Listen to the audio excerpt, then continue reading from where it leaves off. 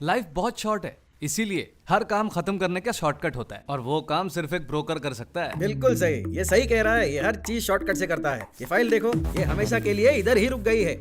और ये फाइल देखो, अब ये उड़ के अंदर जा रही है। चलता हूँ सर। हाँ हाँ, शॉर्टकट। हाय पापा, कैसे हो बेटा? मेरा ट्रांसफर दूसरे डिपार्टमेंट में हो गया है। ये तो बहुत अच्छी खबर है। अच्छा है तुम आखिरकार लॉ एंड ऑर्डर के डिपार्टमेंट से बाहर तो निकले। सही कहा। इसके ऑफिस जाने के बाद हर रोज मैं भगवान से बस यही प्रार्थना करती हूँ कि इसका ट्रांसफर जल्द से जल्द कहीं और हो जाए और ये गुंडे मवालियों से हमेशा के लिए दूर हो वैसे जाए। कहाँ ट्रांसफर हुआ? एंटी करप्शन ब्यूरो पापा। ये अच्छा हुआ, अब हमारा 30 लाख का हाउसिंग लोन क्लियर हो जाएगा। ओह गॉड, पता नहीं चल रहा है आज बॉस को क्या हो गया है। सुबह से वो चौथी बार टॉयलेट में गया है, लगता है टेंशन ज्यादा ले लिया है। पता है ना, उनका 200 करोड़ का प्रोजेक्ट अटक गया है। अब वो टेंशन नहीं लेंगे तो और क्या करेंगे। वो पहले से उस प्रोजेक्ट पर 10 करोड़ खर्च कर चुके हैं। कभी सोचा नहीं था कि जॉइंट सेक्रेटरी साइन करने से मना कर देंगे। अब हम क्या करें? हमें ऐसा आदमी ढूंढना होगा जिसे ये काम हो सकता है। क्या हुआ? उसने साइन किया? बोलो ना, सब लोग इस तरह चुप क्यों हो? कुछ नहीं सर, हमने एक ऐसा आदमी ढूंढ लिया है जो हमारी मदद कर सकता है। आ जाओ अंदर आओ। Excuse me. और कैसे हो तुम? सर, मैं इन्हीं की बात कर रहा था। नमस्कार सर। मुझे बताओ हम क्या कर सकते हैं? बहुत आसान है सर, फ्लाईओवर कॉन्ट्रैक्ट पास करवाने हैं तो जॉइंट सेक्रेटरी को पैसे खिलाने पड़ेंगे, बस इतनी सी बात है। ओहो, ये तो पुराना रास्ता है। रवि, क्या तुमने इसे बताया नहीं? हम लोगों ने उसे बहुत सा पैसा ऑफर किया था और एमएलए रिकमेंड भी किया था। फिर तो मुश्किल है। अरे आप घबराइए नहीं, मेरा बॉस ये कर सकता है। सारे कॉम्प्लिकेटेड इश्यूज को टैकल करने की कैपेसिटी मार्केट में सिर्फ मेरे बॉस में है। वो आपका काम करेंगे, मैं उनसे कहूंगा ना। मुझे नहीं लगता तुम्हारा बॉस ये कर पाएगा। मैं सिर्फ छोटी बुक्स हैंडल करता हूँ, बड़ी बुक्स वो हैंडल करते हैं। बुक्स का मतलब? मेरा मतलब है अगर लाखों की बात है तो मैं हैंडल करता हूँ और करोड़ की बात है तो बॉस हैंडल करते हैं। तुम्हारा बॉस कौन है? गणपति। गणपति?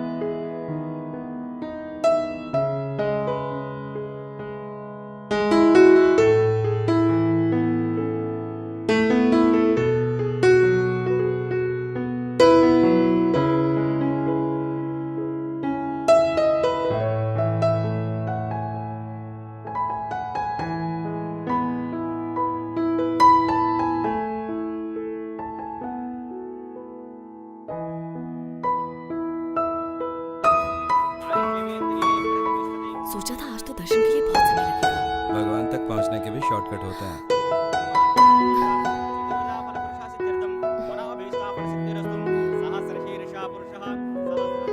तो तुमने आज भगवान से क्या मांगा? कुछ भी नहीं।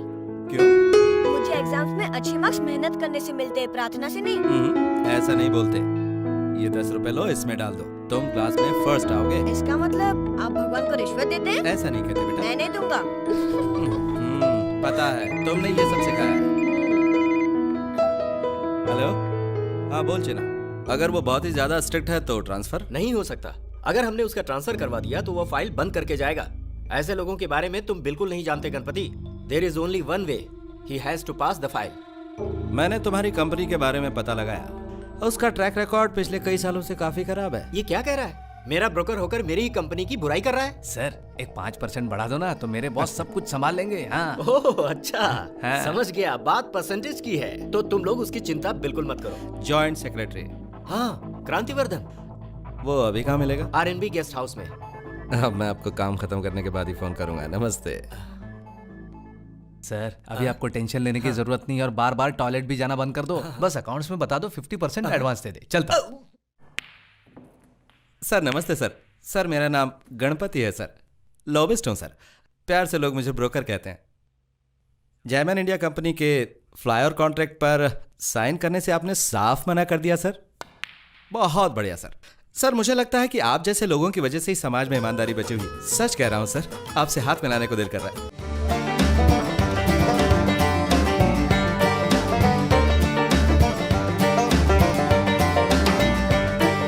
चलता हूँ सर।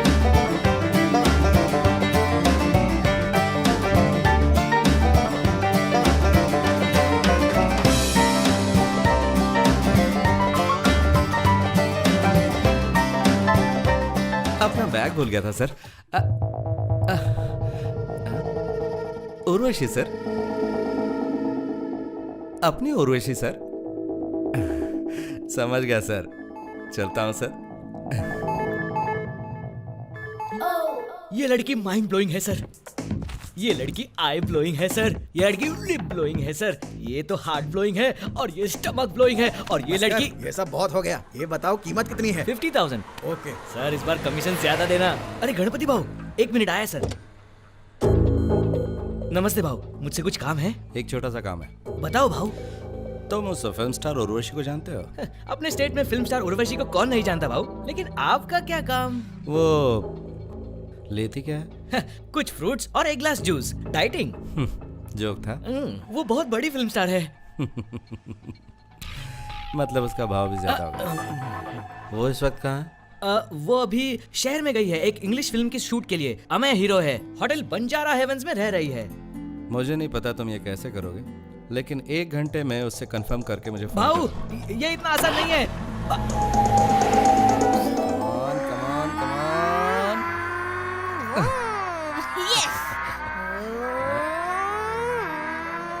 ये लो तुम खेलो। क्या हुआ, फोन क्यों नहीं किया? भाऊ मैंने उर्वशी को सेट करने के लिए हर तरह की कोशिश की, पर वो ऐसा काम ही नहीं करती। आप बोलो तो मैं प्रिया, पूजा, प्रीति, प्रियंका किसके लिए भी ट्राई कर सकता हूँ। अभी कहाँ पर है वो? वो अभी होटल में है भाऊ, लेकिन भाऊ भी कमाल करते हैं।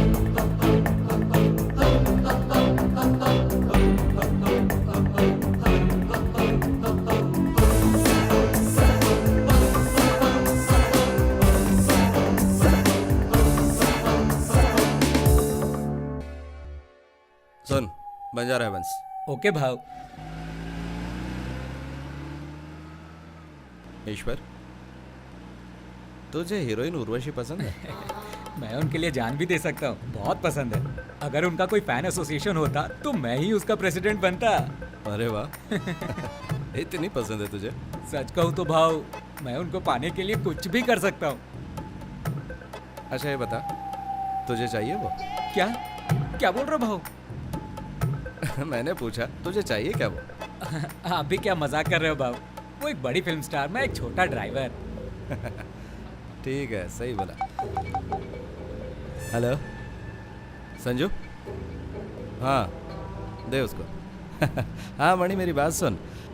अपना जो ईश्वर है ना, उसे हीरोइन उर्वशी बहुत पसंद है, बहुत प्यार करता है उससे। अच्छा, काम हो जाएगा क्या? हाँ ओके ओके ओके। अभी भाव क्या हुआ ईश्वर? क्या ये सच है भाव? तुझे क्या लगता है मैं तुझे एड़ा बना रहा हूँ? मुझे कुछ समझ नहीं आया। मैंने जो अभी बात की तेरे भेजे में नहीं आई? वो तो मैंने सुना है भाव, लेकिन मुझे विश्वास नहीं हो रहा भाव। गाड़ी चला।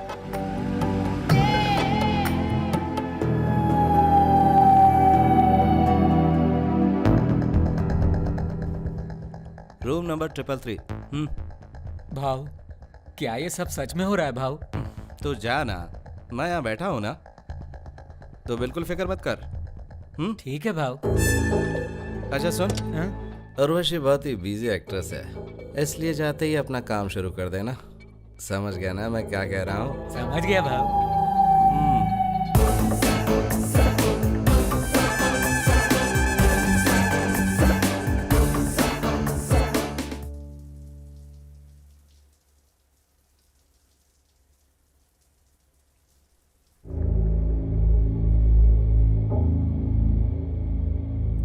राजू बस मैं रेडी हो रही हूँ, 10 मिनट में आ रही हूँ।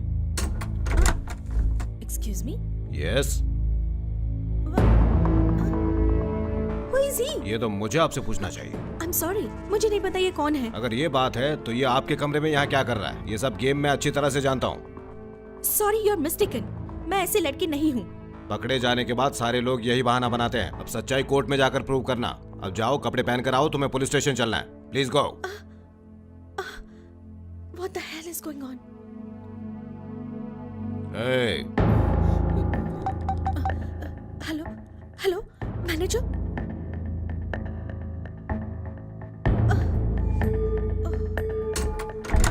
मे आई कम इन? गुड इवनिंग सर, मेरा नाम नवीन है, इस होटल का मैनेजर। सर मैडम हमारे होटल की रेगुलर कस्टमर हैं। सर मैं इन्हें बहुत सालों से जानता हूँ। ये इस तरह का काम बिल्कुल नहीं करती। तो तुम कितने सालों से अपने होटल में ये काम कर रहे हो? Oh god. Sir if you don't mind आप थोड़ा साइड में क्या आएंगे? कहा? मैडम आपको सिर्फ गणपति जी बचा सकते हैं और वो नीचे लॉबी में बैठे हैं और उनके बड़े बड़े कॉन्टैक्ट्स हैं। क्या मैं उनसे बात करूं? Please do it immediately.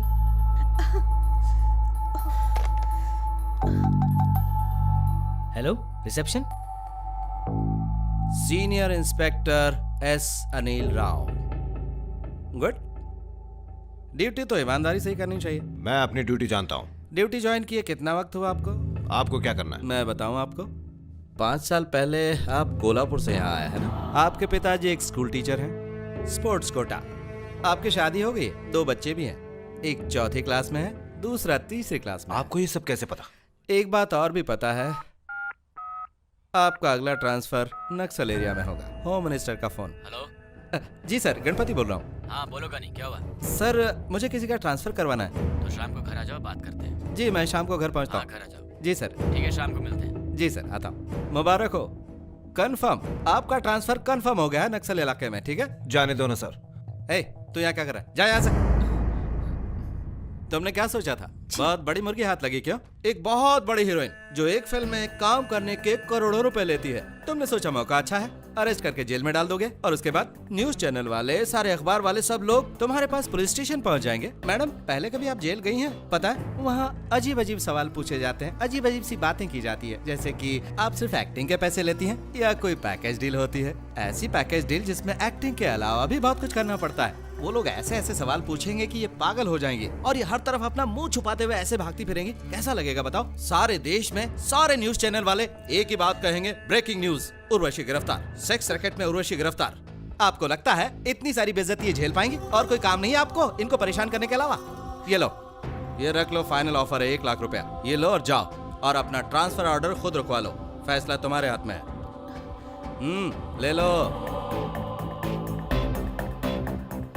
Sorry madam. मैं आपका शुक्रिया कैसे करूं? इसमें शुक्रिया की क्या बात, मैंने आपकी मदद की, अब आप मेरी मदद कर देना। चलता हूँ मैडम।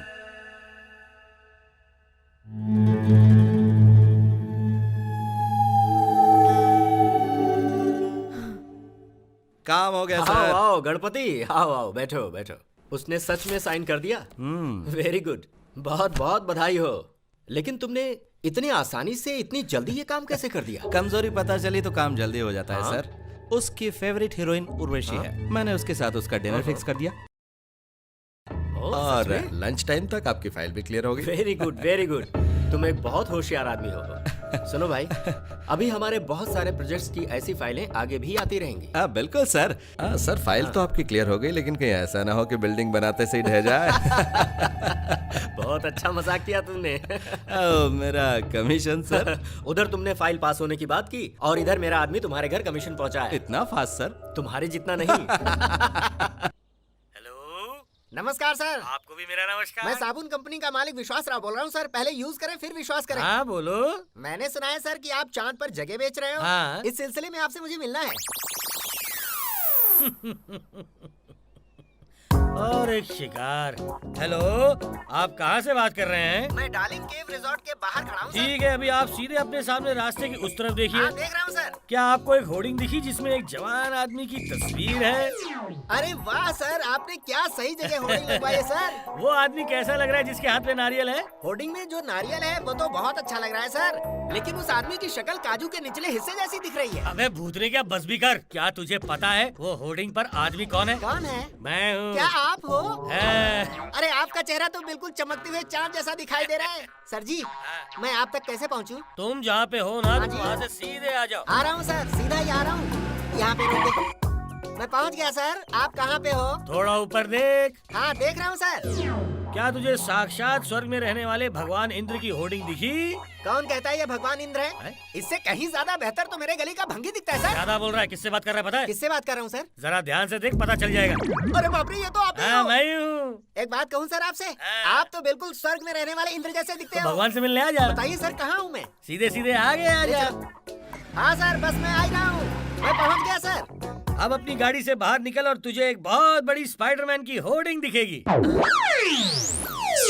हाँ दिख तो रही है सर, लेकिन ये स्पाइडरमैन कम भिखारी ज्यादा लग रहा है।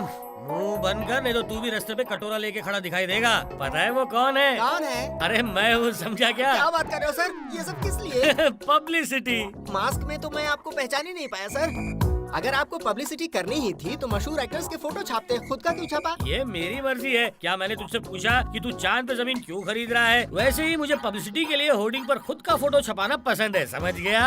अब तू आ रहा है या मैं जाऊँ? हाँ सर, बस मैं आ ही गया। आजा बेटा फंसने। ये फाइल ले जाओ। नमस्कार मास्टर जी। नमस्कार बेटा। बैठिए। आप हाथ मत जोड़िए, मुझे पाप लगेगा। तुम्हें पाप जरूर लगेगा बेटा, अगर तुम हर रोज ऐसे ही बुरा काम करते रहोगे तो। मैं पिछले 5 सालों से तुमसे हाथ जोड़ के पेंशन मांग रहा हूँ। इतने में 2 प्राइम मिनिस्टर्स और 3 चीफ मिनिस्टर्स बदल गए। मैं भी आपको 5 सालों से कह रहा हूँ, हमें थोड़े से पैसे दे दो, पर आप है कि समझते ही नहीं। बेटा मुझे एक बात बताओ, तुम एक एम्प्लॉय हो या एक तवायफ? क्योंकि रिश्वत लेना जिस्म बेचने से भी बुरा है। मतलब कि तुम बहुत बड़े पापी हो। गवर्नमेंट तुम्हें सैलरी देती है, वो भी तुम्हें कम पड़ती है। क्या तुम्हें इन पापों की कोई फिक्र नहीं? मेरे पापों की चिंता मत कीजिए मास्टर जी, बस चुपचाप पैसे दे दीजिए। पैसे दे दो? कितने पैसे देने होंगे? मैं कुछ कंसेशन दे दूंगा, वो भी सिर्फ आपके लिए। मैं 1 पैसा नहीं दूंगा। सालों पहले भी मैं इसके खिलाफ था और आज भी इसके खिलाफ हूँ। तो फिर पेंशन भूल जाइए। मैंने तुमको सारे जरूरी डॉक्यूमेंट तो लाकर दे दिए है बेटा। आप एक डॉक्यूमेंट देना भूल गए हैं सर।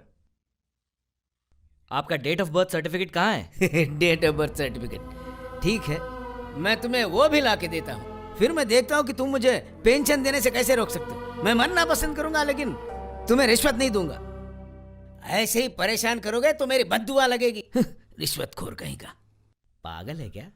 श्रुति, जैमन इंडिया से कोई आया था? सूटकेस ना हाँ। वहाँ रखा है। कहाँ? उस साइड में। किस साइड में? वहाँ। इसे इधर क्यों रखा? तुम्हें पता है इसमें क्या है? 50 लाख रुपए। रुपए तुम्हारे लिए, मेरे लिए रद्दी। ये सब तुम्हारे लिए तो कर रहा हूँ। ये सब पाप है। तुम मुझे कभी नहीं समझोगी। क्या तुम भगवत गीता पढ़ा रहे हो जो मैं नहीं समझूंगी? ओके, सिद्धू कहाँ है? ऊपर, वो नाचते हुए लोगों की पेंटिंग बना रहा है, और तुम जो लोगों को अपनी उंगलियों पे नचाते हो। बहुत अच्छे। क्या बात है बेबी, अब चलो। सिद्धू। डैडी। क्या हो रहा है? देखिए मैंने क्या बनाया है। क्या बात है, सुपर्ब। Thank you. अच्छा ये क्या है? आप ही देख के मुझे बताओ कि ये क्या है। आप बहुत आसान है, लोग पैसों के पीछे पागल हुए पड़े हैं। क्या आपको सच में यही दिख रहा है डैडी? अब बस भी करो सिद्धू, तुम्हारे डैडी मजाक कर रहे हैं। अब तुम ही बताओ इस पेंटिंग का क्या मतलब है? इस पेंटिंग का ये मतलब है कि गलत तरीके से कमाया हुआ पैसा कभी नहीं फलता। बहुत बढ़िया, तुम्हें फर्स्ट प्राइज मिलेगा। लेकिन डैडी, क्या आप मुझे एक प्रॉमिस करोगे? कैसा प्रॉमिस? मुझे इस ड्राइंग कंपटीशन में फर्स्ट प्राइज जीतने के लिए आप किसी को भी रिश्वत नहीं देंगे। अरे मेरा प्यारा बेटा। देखा, ये मेरा बेटा है। नहीं, मेरा हीरो है। बहुत बढ़िया प्रोजेक्ट है देश के महापुरुषों के पुतले लगवाने का। सारे स्कूल्स में 20 करोड़ का कॉन्ट्रैक्ट है। इस काम के लिए 20 करोड़ काफी नहीं है। तो फिर इन महापुरुषों का सिर्फ सिर लगा, पूरा शरीर मत लगा। फिर तुम्हारा काम सिर्फ 2 करोड़ में ही हो जाएगा। थैंक यू सर, ये बहुत बढ़िया आइडिया है। थैंक्स मुझे नहीं, गणपति को कहना, ये उसी का आइडिया है। मैं उसे तुमसे मिलने भेज रहा हूँ, वो तुम्हें आगे का सारा मैटर अच्छे से समझा देगा। बहुत बढ़िया सर। और आपके बच्चे कैसे हैं सर? मेरा बड़ा बेटा ही मेरा काम संभाल रहा है आजकल, लेकिन मैं अपनी पॉलिटिकल पार्टी में पॉलिटिक्स के साथ थोड़ा ग्लैमर लाना चाहता हूँ। इससे मेरा पावर और बढ़ जाएगा, और इसी वजह से मैं अपने छोटे बेटे को फिल्म स्टार बना रहा हूँ। अब मैं एक स्टोरी सुनने जा रहा हूँ, थोड़ा फोन रखना पड़ेगा। Sorry for the disturbance. आप नरेशन शुरू कीजिए। सर, फिल्म शुरू होती है बड़े से बंगले से और कट। नीचे 50 गाड़ियाँ खड़ी हैं और फिर से कट सर, और राइट साइड में 200 गार्ड्स खड़े हैं। हम वहाँ से कट करके आपके साहबजादे की धांसू एंट्री दिखाएंगे सर, वो भी बाइक पर। और फिर पहले से तो कट। तू बोलना कट कर। कब से तू कट कट कट कट कर रहा है? इन सब के बीच में तेरी स्टोरी कहाँ है? डैडी मुझे तो स्टोरी पसंद आ रही है। तुमने कभी जिंदगी में कैमरा फेस नहीं किया और तुम्हें ये बकवास सी स्टोरी पसंद आई? तुम थोड़ी देर मुंह बंद रखो, मुझे ये सब कट वाली स्टोरी नहीं सुननी। तुम मुझे एक नई और अच्छी स्टोरी सुनाओ। स्टोरी मिल जाएगी सर, लेकिन 10 करोड़ लगेंगे। कोई बात नहीं, बजट कोई प्रॉब्लम नहीं है, तुम सुनाओ। अरे डैडी बैठे हैं ना। तुमसे कहा ना चुप रहो। ए, गनी को फोन लगाओ जरा। आप हर बात पे गणपति को ही बुलाते हो। मैं भी बड़ा हूँ, मैं भी चीजें कर सकता हूँ। तो मुझे बताओ, इस फिल्म के लिए हम 10 करोड़ का इंतजाम कैसे करें? मैं 15 करोड़ का बंदोबस्त कर सकता हूँ। वही तो जानना चाहता हूँ। इतने सारे पैसे तुम लाओगे कहाँ से? तुम किसी से उधार लोगे? मुझे पता है कि पैसों का बंदोबस्त कैसे करना है। मैं बैंक के मैनेजर को एक फोन करूंगा और वो पैसे लेकर यहाँ आ जाएगा। लेकिन तुम एक बात भूल रहे हो बेटा, हमें दूसरों के अकाउंट से पैसे निकालने हैं, अपने खाते खाली नहीं करने हैं। हाँ ठीक है भाव। हाँ अब भी बैठकर कहानियां सुन रहे हो? डैडी ने एक भी स्टोरी नहीं सिलेक्ट की, इतनी सारी सुनने के बाद। कैसे सेलेक्ट करता? सारी कहानियां बकवास ही तो हैं। डायरेक्टर 10 करोड़ की कहानी सुनाने वाला है। अब तुम ही बताओ इतने पैसे कहाँ से लाएंगे? तो हम 10 करोड़ से ज्यादा का इंतजाम कर लेंगे। वो कैसे? बहुत ही आसान है। आपको ग्रेनाइट फैक्ट्री का अप्पा स्वामी मालूम है ना? उसने 60 करोड़ की जमीन ली है और भी लेने वाला है वो। आप उसे चुपचाप एक नोटिस भेज दीजिए, 20 करोड़ आपके घर पहुंच जाएंगे। फिल्म का फाइनेंस तैयार। देखा मैंने इसे क्यों बुलाया था? तुम्हारे पास दिमाग भी होना चाहिए। ओए डायरेक्टर, सीन इस तरह ओपन होगा। क्लोज कर उसे अभी। अब तू हम पे कहानी लिखेगा, सबसे पहले मुझ पर, मेरे दोनों बेटों पर और मेरे इस वफादार पर। अब तू मुझे इन किरदारों पर कहानी बना के दे। सर, ओल्ड एज होम के ओपनिंग का टाइम हो गया है। चलो, जहाँ इतने पाप किए हैं वहाँ थोड़ा सा पुण्य कमा लें ये ओल्ड एज होम की ओपनिंग करके। अरे हाँ, ओ गणपति जी, और एक काम है। मुझे वो एरिया का विजय लाल सेठ का फोन आया था। तुम अभी का अभी जाके उस स्टैचू कॉन्ट्रैक्टर से मिलकर आओ। Okay sir. ये क्या डैडी, ये काम मैं भी कर सकता हूँ? नहीं कर सकते क्योंकि तुम बेवकूफ हो। गनी तुम जाओ। ठीक है भाव। 5, 4, 3, 2, 1, गो। इन तीनों में से देश के सबसे बड़े देशद्रोही कौन है? क्या वो टेररिस्ट है, धार्मिक संगठन या फिर पॉलिटिशियंस? चलिए इनसे पूछते हैं, आपको क्या लगता है? मेरे हिसाब से ये पॉलिटिशियंस ही देश के सबसे बड़े दुश्मन हैं। पॉलिटिशियंस। आप बताइए। टेररिस्ट। ओके, और आप बताइए। टेररिस्ट। पॉलिटिशियंस। पॉलिटिशियंस। धर्मगुरु। हम इन लोगों की राय तो जान चुके हैं। चलिए अब कुछ और लोगों से भी पूछते हैं। Excuse me sir. Yes sir, मैं टीवी 9 की रिपोर्टर हूँ। मैं आपसे कुछ मुद्दों पर सवाल पूछना चाहती हूँ। पूछ सकती हूँ प्लीज? हाँ पूछिए। क्वेश्चन इज, इन तीनों में से हमारे देश को सबसे ज्यादा खतरा किससे है? आतंकवादी, धार्मिक संगठन या फिर पॉलिटिशियंस? इनमें से कोई भी नहीं। मतलब इनसे भी ज्यादा खतरनाक लोग हमारे देश में हैं। बताइए कौन है वो लोग? आम आदमी, कॉमन मैन, मुंह पे ताला लगे हुए लोग, the silence of the public. क्या आप इसके बारे में और बताएंगे? जब आम आदमी मुंह पे ताला लगा के बैठ जाते हैं तब ये तीनों ज्यादा खतरनाक होते हैं। जब एक आम आदमी इन सब के खिलाफ कुछ नहीं बोलता, अपना मुंह बंद रखता है, तभी ये आतंकवादी हमारे देश पर हमला करते हैं, तभी ये धार्मिक संगठन हमारे देश को खोखला बनाते हैं और पॉलिटिशियंस हमारे देश को लूट कर चले जाते हैं। जब देश भर के लोग एक साथ जुटकर इन लोगों के खिलाफ बोलना शुरू करेंगे, तभी इस देश को किसी से भी कोई खतरा नहीं होगा। इसलिए सबसे खतरनाक वो लोग हैं जो मुंह पे ताला लगा के बैठे हैं। सही कहा आपने। The world suffers not because of the violence of bad people, but because of the silence of good people. ये शब्द नेपोलियन ने बहुत सालों पहले कहे थे। कैमरामैन श्रीनिवास के साथ हरिणी। ओके, इससे शादी करने के एडवांटेज भी हैं और डिसएडवांटेज भी। क्या डिसएडवांटेज? डिसएडवांटेज ये है कि घर पे भी तुम्हें इसकी रिपोर्टिंग सुननी पड़ेगी। श्रीनु, तुम मार खाओगे। और एडवांटेज? एडवांटेज बताओ, चलो इसके जल्दी। बहुत सारे एडवांटेज हैं। कभी टीवी नहीं खरीदना पड़ेगा। ये है तुम्हारा 30 इंच का बड़ा कलर LCD टीवी जो पूरा दिन तुमको आज की ताजा खबर। श्रीनु, पिटोगे तुम।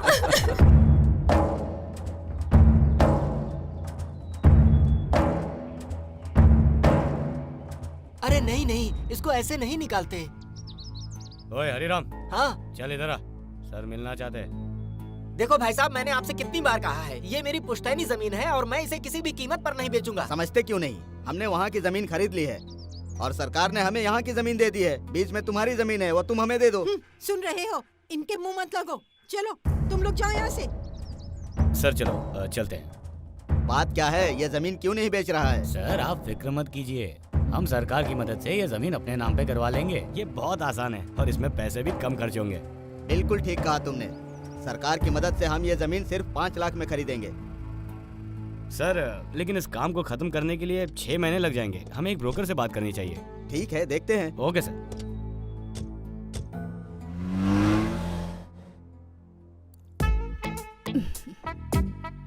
मैडम, आप तो केरला की गोल्ड माइन लग रही हो। अब सोने की दुकान डालनी है तो ये सब तो पहनना ही पड़ेगा ना। आपके अल्फाज भी सोने जैसे हैं। आपने बिल्कुल सही कहा। आपकी तो कमाल की नजर है। आप लोग उनसे मिलने यहाँ आए हैं और वो है कि कहीं और चले गए। आपके पति से कोई भी बात नहीं करनी। आप ही इतनी होशियार हैं, हमें तो आपसे ही बात करनी है। मुझसे बात करनी है? मैं आपकी क्या मदद कर सकती हूँ? आपके पति FCI गोडाउन के सीनियर ऑफिसर हैं। हमें उनका अप्रूवल चाहिए कि FCI गोडाउन के चावल सड़ चुके हैं, तो साइन करवा दीजिए। अगर मैंने आपका ये काम करवा दिया तो इसमें मेरा क्या फायदा होगा? आप तो बहुत होशियार हैं। अगर आपने उनकी साइन इस फाइल पर ले ली तो उनकी साइन लेने पर क्या आप मुझे रसमलाई दोगे? हाँ, रसमलाई। अरे नहीं, मैं कोड भाषा में बात करती हूँ। तुम्हें पता है आजकल नया ACB सब जगह रेट डाल रहा है। मेरा मतलब है रसमलाई मतलब 1 करोड़। आप बिल्कुल भी चिंता मत कीजिए, मैं रसमलाई अपने साथ लाया हूँ। अरे ये तो बहुत कम है, इसके साथ नमकीन भी लगेगा। नमकीन का कितना होता है? इसका 1.5 करोड़ होता इतना है। सारा? हाँ। ये लो मैडम, आपके पैसे। और ये रही फाइल मैडम। वो कैंप से शाम तक लौट जाएंगे। कल सुबह आकर ये फाइल ले जाना। Okay madam. डार्लिंग।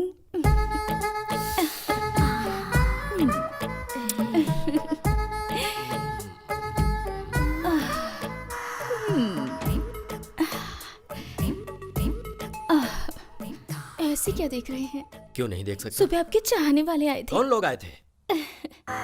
उनको बस आपकी साइन चाहिए। मैंने तुमसे कितनी बार कहा है कि मुझे ऐसे सब काम नहीं करने हैं। बैठे बैठे हमें 1.5 करोड़ मिल गए हैं। मुझे वो ACB से डर लगता है।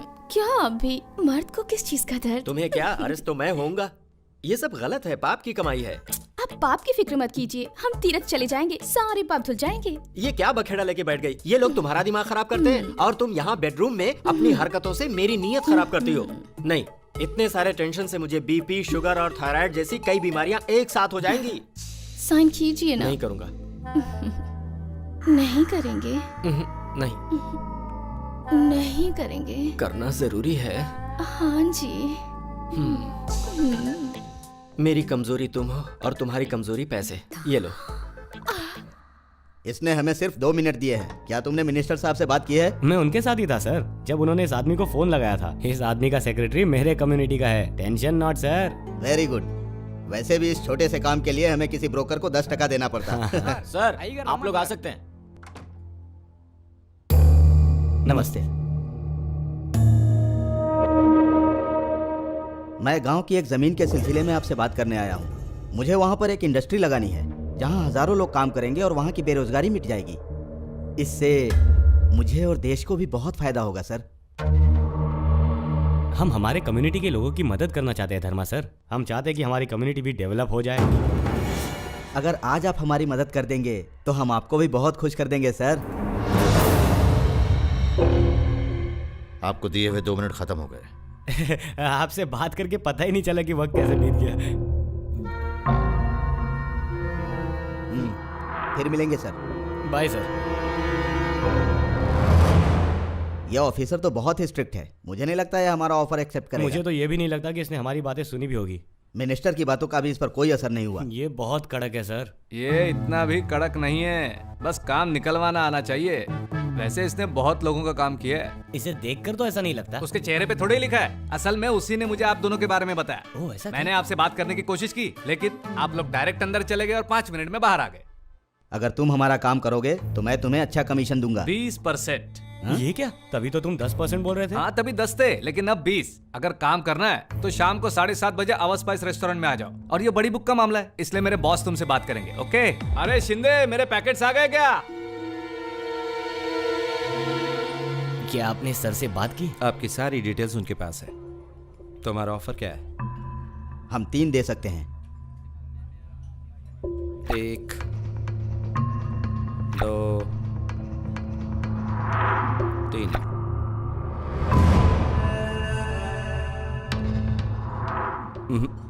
मीठा थोड़ा कम है। ठीक है, 4 कर दो। 4। ज्यादा शुगर की वजह से डायबिटीज हो सकता है सर। और अगर काम नहीं हुआ तो तुम्हारा BP बढ़ सकता है। इस कॉन्ट्रैक्ट के लिए इनके साइन के अलावा मुझे लोकल MLAs और काउंसिलर्स को भी पैसे देने होंगे। आपको तो पता ही है। ये रही 5वीं शुगर क्यूब। इस मैटर को यहीं खत्म कर दो।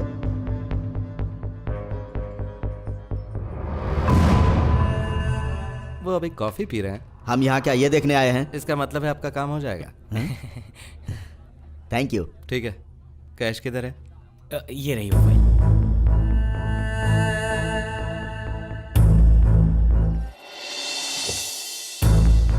सर उन्होंने कैश दे दिया है, आप कहें तो घर भिजवा दूं? मेरा छोटा भाई बेंगलोर में एक बहुत बड़ी जमीन खरीद रहा है जी। ये पैसे वहां भेजने का इंतजाम करवा जी हो जाएगा सर, आप बेफिक्र रहिए सर, सब कुछ मैं संभाल लूंगा।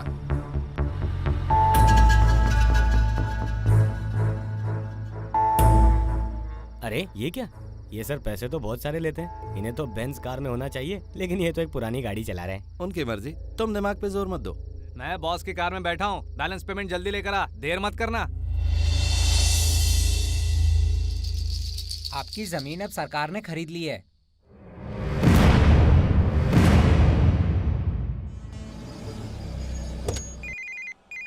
हाँ भाऊ। हाँ गनी, कहाँ पे हो? मंत्रालय के आसपास हूँ भाऊ। तुम सीधे मेरे चैम्बर में आ जाओ। कुछ अर्जेंट काम है भाऊ। अर्जेंट नहीं है, लेकिन वो सिल्वर स्टोन कंपनी का आदमी कुछ ग्रेप वाइन बोल रहा है। अच्छा। कह रहा है उसका बहुत बड़ा काम है। मुझे ये सब कुछ समझ नहीं आ रहा कि उसको क्या चाहिए। मैं तुम्हें फोन पर सब कुछ नहीं बता सकता, तुम जल्दी आ जाओ। अभी आता हूँ भाऊ। हाँ भाई, अब बताओ। Sir I want to talk to you personally. इससे दिक्कत है, ये मेरा पर्सनल एसोसिएट है। Sir I want a grape wine from your ministry about our company. ये फिर से वाइन के बारे में ही बात कर रहा है। इससे कहो मैं एक्साइज मिनिस्टर नहीं हूँ, इसे जाकर एक्साइज मिनिस्टर से बात करनी होगी। आप झूठी खबर की बात कर रहे हो? हाँ बिल्कुल। बिल्कुल? क्या तुम्हें हिंदी आती है? आती है सर। तो फिर तब से मेरे साथ इंग्लिश में क्यों बकवास कर रहा? बेवकूफ। सर मैं चाहता हूँ कि आपकी मिनिस्ट्री एक ऐसी झूठी खबर फैलाए कि आपने हमें दी हुई सब्सिडी कैंसिल कर दी है। नुकसान तो तब होगा ना जब सब्सिडी। इसके 500 करोड़ होंगे। Excuse me? बिल्कुल सही सुना आपने, हमें इस काम के 500 करोड़ चाहिए। मैं आपको इतना सारा पैसा क्यों दूं? अभी आपकी कंपनी की शेयर वैल्यू है 250 रुपए और आपका कंपनी में स्टेक है सिर्फ 25%। बाकी 75% डायरेक्टर्स और शेयर होल्डर्स के पास है और वो लोग आपकी मदद नहीं कर सकते। इसका सीधा सा मतलब है आपको 51% शेयर्स चाहिए, जिन्हें आप इस तरह से नहीं खरीद सकते। आपकी कैपेसिटी नहीं है और इस झूठी खबर से आपके शेयर की वैल्यू गिरकर हो जाएगी सिर्फ 30 रुपए। और इसी वजह से आप ये झूठी खबर मार्केट में फैलाना चाहते हैं, जिससे आपको प्रॉफिट होगा 2500 करोड़ रुपए।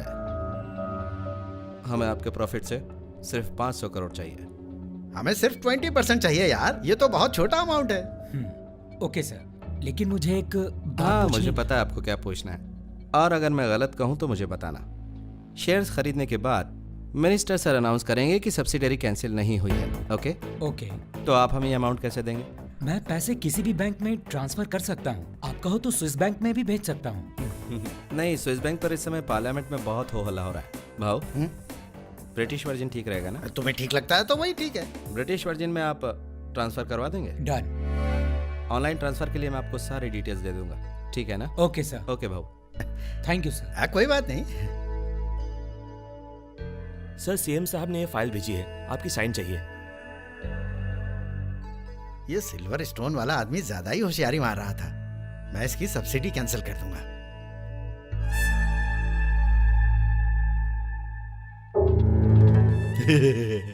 खबर फैल गई। 500 करोड़ की खबर।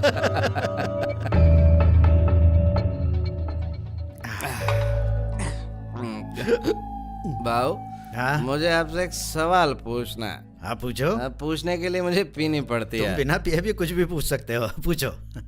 असल में मुझे बहुत सारे सवाल पूछना है भाव, बहुत सारे। हाँ तो पूछो ना। इन कपड़ों में आप बहुत ही जवान लगते हैं भाव, लेकिन आप ये कपड़े हमेशा क्यों नहीं पहनते हैं, और वो सफेद कुर्ता क्यों पहनते हैं भाव?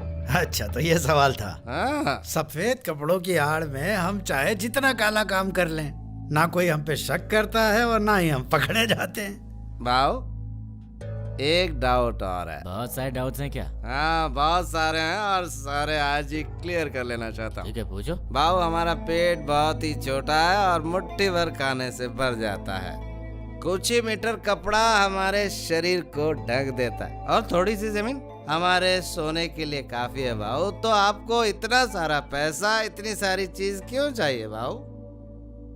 जब मेरा बाप मरा तो मेरे लिए 1 रुपया भी नहीं छोड़ के गया, बस ऐसे ही चला गया, मुझे खाली हाथ छोड़ के, और मैं बिल्कुल अनाथ हो गया। मेरे पास इतने पैसे नहीं थे कि उनका सही तरीके से अंतिम संस्कार कर सकूं।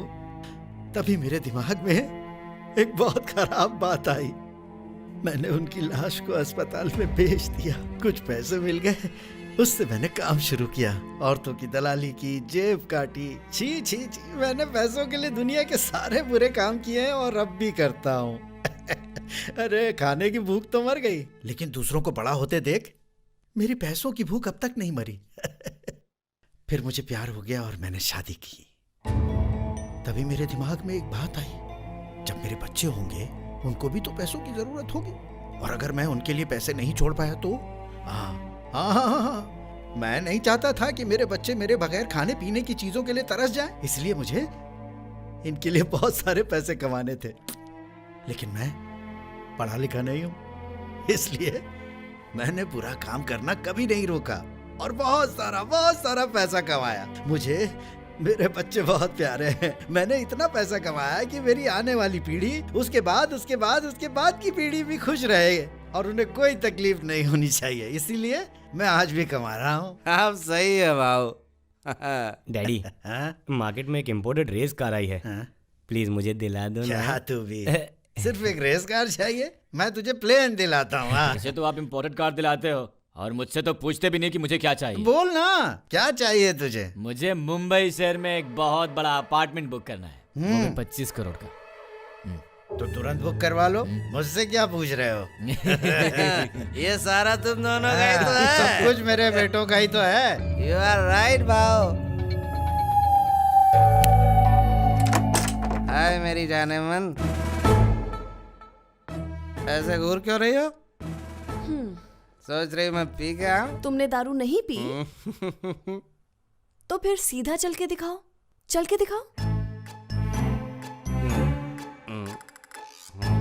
झूठ बोलते हो, मुझसे झूठ बोलते हो। हमारा बेटा कहाँ है? इस वक्त रूम में सो रहा है, डिस्टर्ब मत करो। मुझे उससे कुछ बात करनी है। मेरे प्यारे बेटे हटो। नहीं, मत जगाओ, चलो ना। हाथ हटाओ। मेरा बेटा, प्यारा बेटा, ये सारा पैसा सिर्फ तेरे लिए है। चलो प्लीज अपने रूम में चलते हैं। अरे उठो ना बेटा, मैं क्या। इसे डिस्टर्ब मत करो। धीरे बोलो बेटा, मेरे प्यारे। ठीक है, ये सारे पैसे उसी के हैं, अब तो चलो। हाँ, भाव ने कहा था। ठीक है, अभी चलिए। एक बाप को अपने बच्चे के भविष्य का ध्यान रखना चाहिए। चल रहे हैं या नहीं? तुम्हें बुरा लगा? तुम क्या समझोगे इस बात को? ये मेरा बेटा सिद्धू है, सिद्धू, जिगर का टुकड़ा है मेरा। चलिए भी। सिद्धू, ये सारे पैसे तेरे हैं सिद्धू। बहुत हो गया, चलो यहाँ से, जल्दी चलो। भाई साहब, क्या आज तुम मुझे मेरा बर्थ सर्टिफिकेट दे सकते हो? लेगा सर, पक्का मिलेगा। थैंक गॉड, तुम्हारा भला हो बेटा। गुरु दक्षिणा सर, समझो मैंने आपको गुरु दक्षिणा दी। लगता है आज भी हमारे देश में कुछ भले लोग जिंदा हैं। लेकिन मेरे से ऊपर जो हैं वो एक बात पर अड़ गए हैं सर। किस बात पे? मास्टर जी, उन्हें बर्थ सर्टिफिकेट के बदले सिर्फ 2000 रुपए चाहिए। कंसेशन दे रहे हो? नहीं सर, इज्जत दे रहा हूँ। इज्जत करने पर कंसेशन? पता है, जब मैं पैदा हुआ तो माँ बाप के कितने पैसे खर्च हुए? सिर्फ 1 रुपया। अभी रुपए की कीमत गिर गई है सर। रुपए की कीमत नहीं गिरी है बेटा, लेकिन तुम जैसे लोगों की नीयत जरूर गिर गई है। अपने सुपीरियर को कह देना मैं उसे 1 रुपया भी नहीं दूंगा। बिल्कुल सही कह रहे हैं सर आप 1947 के पहले पैदा हुए थे। आपकी बर्थ सर्टिफिकेट के लिए आपको नया पूल मैटरनिटी हॉस्पिटल के रिकॉर्ड सेक्शन से अप्रूवल चाहिए होगा सर, ठीक है? ये काफी है या तुम्हें मेरे माता पिता का मैरिज सर्टिफिकेट भी चाहिए? और ये साबित करने के लिए कि मैं अपने माता पिता का बेटा हूँ, इसके लिए एमआरओ सर्टिफिकेट चाहिए? अगर मैं तुम्हें रिश्वत देता तो रिकॉर्ड की भी जरूरत नहीं होती। पैसा देने पर तो तुम लोग किसी बच्चे के पैदा होने से पहले ही उसके बर्थ सर्टिफिकेट बना देते। मैं लेकर आऊंगा, जरूर लेकर आऊंगा, फिर तुमसे ही ले जाऊंगा अपने बर्थ सर्टिफिकेट।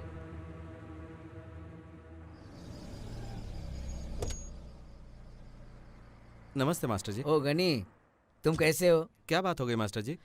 ये सब लोगों तो छोड़ो ये सब बातें। कैसे है सब गणपति? सिद्धू कैसा है? श्रुति कैसी है? सब ठीक है मास्टर जी, लेकिन आप बताएं क्या हुआ? मैं अपने बर्थ सर्टिफिकेट के लिए आया था। मेरे पेंशन के लिए सर्टिफिकेट जरूरी है। मैं पिछले कई दिनों से इस ऑफिस के बार बार चक्कर काट रहा हूँ। ये लोग मेरा काम करने से इनकार कर रहे हैं क्योंकि मैंने इन सब रिश्वतखोरों को रिश्वत नहीं दी। आप फिक्र मत कीजिए मास्टर जी, मैं आपका काम जल्दी ही करवा देता हूँ। मुझे अपने पेंशन के पैसे किसी के पहचान और रिश्वत से नहीं चाहिए। मैंने ये पैसे ईमानदारी से कमाए हैं, ये मेरा हक है। मास्टर जी मेरी बात। अरे गणपति, तुम्हारा गुरु होने के नाते मैंने तुम्हें एक ही बात तो सिखाई है कि हमेशा जीत सच्चाई की होती है, और मुझे भी उसी दिन का इंतजार है।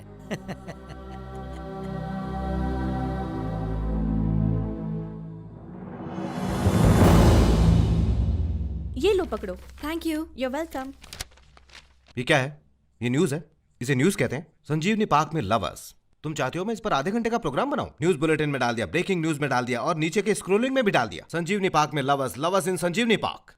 हमें सिर्फ टीआरपी रेटिंग्स नहीं चाहिए, सेंसेशनल सोशल इश्यूज ढूंढ के लाओ और फिर उन पर कोई प्रोग्राम बनाओ। हजारों लोगों के ना जाने कितने प्रॉब्लम्स होते हैं, उन पर प्रोग्राम बनाओ।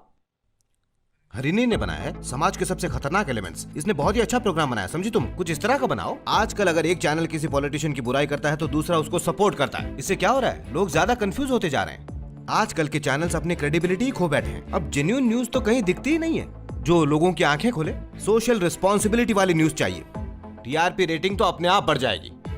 हरिनी, तुम्हारा प्रोग्राम बहुत अच्छा था, पर इतना ही काफी नहीं है। कुछ नया प्रोग्राम बना रही हो? हाँ सर, मेरी रिसर्च जारी है। Fine, get going. Surya Prakash बोल रहा हूं। वो हमें स्क्रोलिंग बंद करने की धमकी दे रहा है। अब हम half an hour special programme बनाएंगे, उसे जो करना है कर ले। ये रहा तुम्हारा मून। मून बस नमूना है। उधर है मेरी प्रॉपर्टी, वहाँ सेंटर में। हाँ वहाँ सेंटर में। फर्स्ट प्रॉपर्टी चाटा के लिए, दूसरी प्रॉपर्टी खंबानी के लिए, और तीसरा पता है किसके लिए? बिरला के लिए? नहीं, वो मेरी रानी के लिए। अरे और बाकी लोगों के प्लॉट्स कहाँ हैं सर? ये जमीन खत्म हो गई इसलिए बाकियों ने चांद पे प्लॉट खरीदा। अच्छा। और ये वाला प्लॉट है डीजे ढालिया के लिए। सच में? हाँ। तो मुझे बस उसके बगल में एक प्लॉट चाहिए सर। नहीं, ये मुमकिन नहीं है। शीलबर्ग को बहुत बुरा लग जाएगा, वो डॉलर में पेमेंट कर रहा है। पाउंड में करता हूँ सर। पाउंड में करोगे? पता है 1 स्क्वायर यार्ड 3 लाख रुपए का। कोई प्रॉब्लम नहीं सर, मैं 10 लाख देने को तैयार हूँ।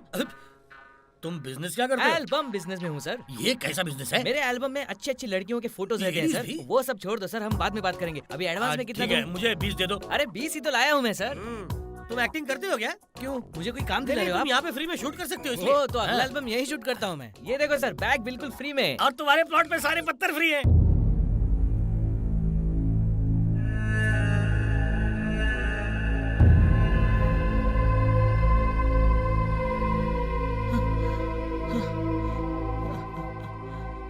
बैठ जाइए सर।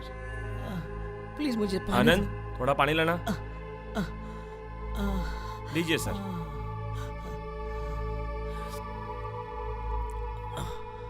तो कहिए सर। बेटे, तुम तकरीबन 30-35 साल के होगे। हाँ सर।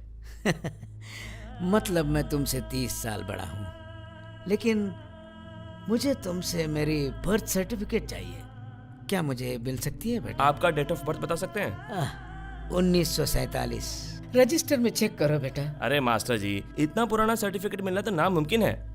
ये बहुत जरूरी है, मुझे ये सर्टिफिकेट चाहिए। बिना इसके मुझे पेंशन नहीं मिलेगी। मास्टर जी, मेरे पास और एक तरीका है। हाँ? आप मुझे सिर्फ 1000 रुपए दे दीजिए और मैं आपको भगवान, एलिजाबेथ टेलर, महात्मा गांधी या फिर किसी और का भी सर्टिफिकेट दे सकता हूँ। क्या नकली सर्टिफिकेट्स पे कोई इंक्वायरी नहीं होती बेटा? इसके बारे में कोई नहीं पूछेगा, लेकिन ये पूछेगा कि कितने पैसे लिए, क्योंकि उनको इसमें से खुद का भी शेयर चाहिए। अच्छा, तो रिश्वत देनी ही पड़ेगी। यहाँ तो भगवान को भी पैसे देने पड़ते हैं। ये स्वतंत्र भारत देश जो ठहरा। मैं तो ये भूल ही गया था कि मैं जहाँ रहता हूँ मेरा स्वतंत्र भारत देश है। मैं तो भूल ही गया था कि स्वतंत्र देश ने रिश्वत के सामने बहुत पहले ही घुटने टेक दिए थे। मुझे गर्व था कि मैं इस देश में पैदा हुआ हूँ, लेकिन मेरे बर्थ सर्टिफिकेट के लिए चक्कर काट काट के मुझे पता चला है कि देश को अभी आजाद होना बाकी है। आजाद होना बाकी है।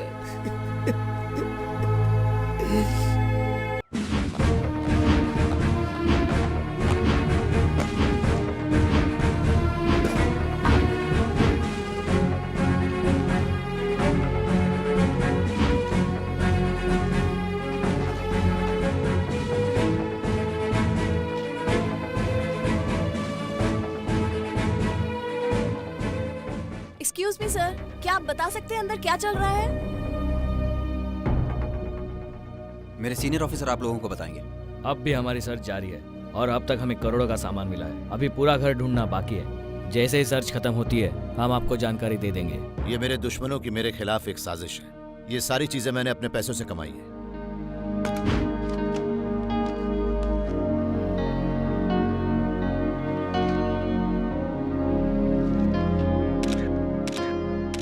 साइन कीजिए sir.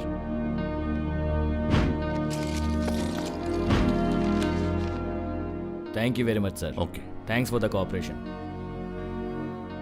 I am sorry sir, लेकिन हमें आपको भी चेक करना होगा। क्या ये जरूरी है? बस एक फॉर्मेलिटी है सर, जरूरी है।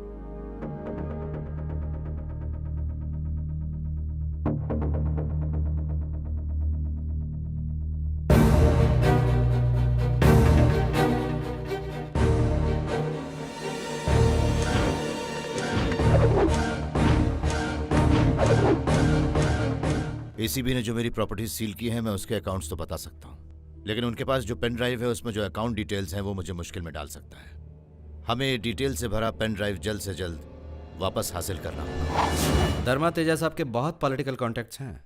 मैं जानता हूँ। वो आसानी से छूट सकते हैं और तुम्हारे ऑफिसर को निकलवा सकते हैं। जानता हूँ, लेकिन सब कुछ रिकॉर्ड्स पर है। अगर हम कानून बदल सकते हैं तो रिकॉर्ड्स नहीं बदल सकते। पॉइंट है। रेड के दौरान जितनी भी चीजें जब्त की गई उनमें से एक थी जो धर्म तेजा के पैजामे से निकला था, एक पेन ड्राइव है। उस पेन ड्राइव में काफी कुछ है। अगर तुम मुझे वो वापस दे दो तो वापस दे दो तो तुम्हें मिलेंगे 1 करोड़।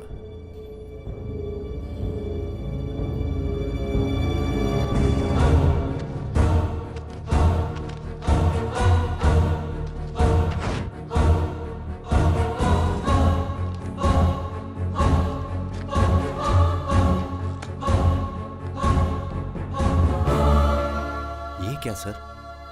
मैं भी एक आम आदमी हूँ। लेकिन आप अपनी ड्यूटी भूल गए। इसी वजह से मुझे 2 करोड़ मिले हैं। अगर तुम चाहते हो तो तुम्हें शेयर दे सकता हूँ।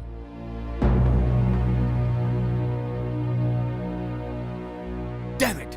आखिर तुमने कर दिखाया। जब मैंने 2 करोड़ बोला तो उस ऑफिसर का मुंह खुल गया सर। मैंने अब तक हिसाब नहीं लगाया था कि मैंने आज तक कितने पैसे कमाए हैं। एसीबी के रेट के बाद मुझे पता चला कि मेरे पास कुल मिला के कुछ 100 करोड़ की संपत्ति है। जो कुछ भी हो, हमें अपना पेन ड्राइव वापस मिल गया। सुरेखा, हाँ हमारी चाय अब तक नहीं आई। लाती हूँ। उमा, इधर आओ। क्या हुआ बेटी? मुझे स्कूल में जाना अच्छा नहीं लगता। क्यों? स्कूल में सब लोग कहते हैं कि आप रिश्वत खाते हो, आप रिश्वतखोर हो। वो बेवकूफ है, उन सबको क्या बता कि आखिर मैं क्या करता हूँ। लेकिन डैडी मुझे ये बताइए, क्या दूसरों के पैसे लेना जरूरी है? तुम्हारी हिम्मत कैसे हुई अपने डैडी के साथ ऐसे बात करने की? अंदर जाओ।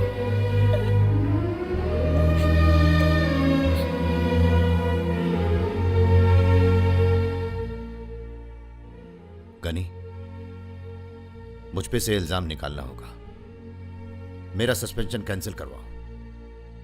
अपने सारे तरीके इस्तेमाल करो। सस्पेंशन नहीं होना चाहिए। मदर टेरेसा सेवा केंद्र। कार कंपनियों को और सॉफ्टवेयर कंपनियों को भी हम अपनी जमीन नहीं दे रहे। मैं तुमको फ्री में क्यों दूं? सोशल सर्विस सर, 10 करोड़ तो बहुत ही ज्यादा है। बहुत ज्यादा है? मुझे सब पता है कि तुम इस सोशल सर्विस के नाम पे कितना इनडायरेक्ट पैसा कमा रहे हो। मैं बहुत सालों से काम कर रहा हूं और मुझे पता है सोशल सर्विस में कितना पैसा है। जाकर मेरे पीए से बात करो। सर। हाँ? नमस्ते सर। आओ गनी, बहुत दिनों के बाद तुम्हें देख रहा हूँ। हाँ। बैठो बैठो, आराम से बैठो। तो अब बताओ गनी, किस काम से यहाँ आना हुआ? एसीबी ने धर्मा तेजा के घर रेड डाली, उनका सस्पेंशन रोकना है। उसके घर से कुछ 20 करोड़ बरामद हुए हैं। भला मैं उसका सस्पेंशन कैसे रोक सकता हूँ? सर, वो उन सारे पैसों के सही अकाउंट्स दिखाने को तैयार हैं। लीगल प्रॉब्लम्स भी नहीं होगी सर। अगर आप चाहें तो। मुझे कोई दिक्कत नहीं, लेकिन मेरे पार्टी वालों को मैनेज करना होगा।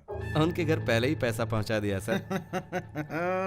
तुम बहुत स्मार्ट हो Gani. Thank you sir. CM भी हमारी मदद करने के लिए तैयार हैं, लेकिन सस्पेंशन कैंसिल करने की फाइल सिर्फ और सिर्फ कंसर्न मिनिस्टर के ऑफिस से ही आनी चाहिए। तो आप उनसे बात कर सकते हैं ना? डैडी से तो मैं बात कर लूंगा, लेकिन दूसरे ऑफिसर्स को तो आपको मैनेज करना पड़ेगा, पता है ना? आपका काम आसान करने के लिए मैं एक गेट टुगेदर की तैयारी करता हूँ। ओके ओके, फिर तो समझिए आपका काम हो गया। Thank you very much. हम वही करेंगे जो तुम्हारे डैडी कहेंगे। उनको मेरे वेल विशेस देना। चलता हूँ। Sir post. हाँ इधर लाओ।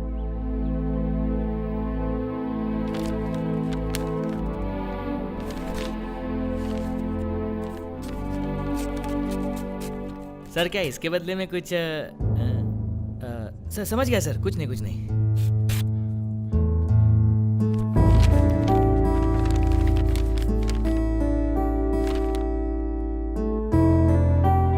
चिट्ठी में क्या लिखा है? हाँ मेरे पेंशन सैंक्शन हो गई, डिमांड ड्राफ्ट भेजा है। इतने सालों के बाद अब हमारी मुश्किलें खत्म हुई। लक्ष्मी जी मेरी शर्ट लेकर आ। मेरा पेट देखो जरा, कुछ ज्यादा ही बढ़ गया क्या? दूसरों के पैसे से बढ़ा पेट आसानी से कम नहीं होता। सिद्धू नीचे कब आ रहे हो? आ रहा हूँ मम्मी। मास्टर जी आप अंदर आइए। नमस्ते मास्टर जी। लगता है आप लोग कहीं बाहर जा रहे हैं। हम लोग बस थोड़ा बाहर शॉपिंग करने जा रहे थे। कोई खास वजह? हमारे बेटे को ड्राइंग कंपटीशन में नेशनल अवार्ड मिला है, इसी वजह से।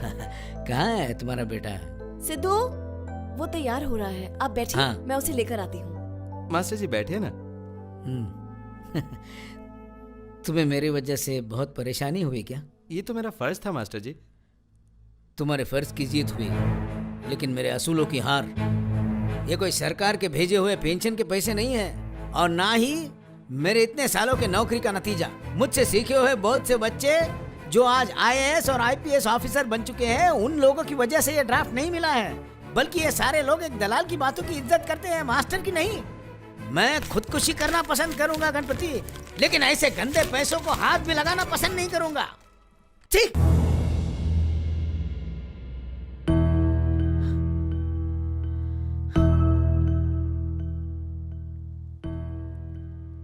देखो गणपति, इन सरकारी लोगों ने जो भी मेरे साथ किया है वो बहुत गलत है, लेकिन आज जो तुमने किया मुझे ठेस पहुंची।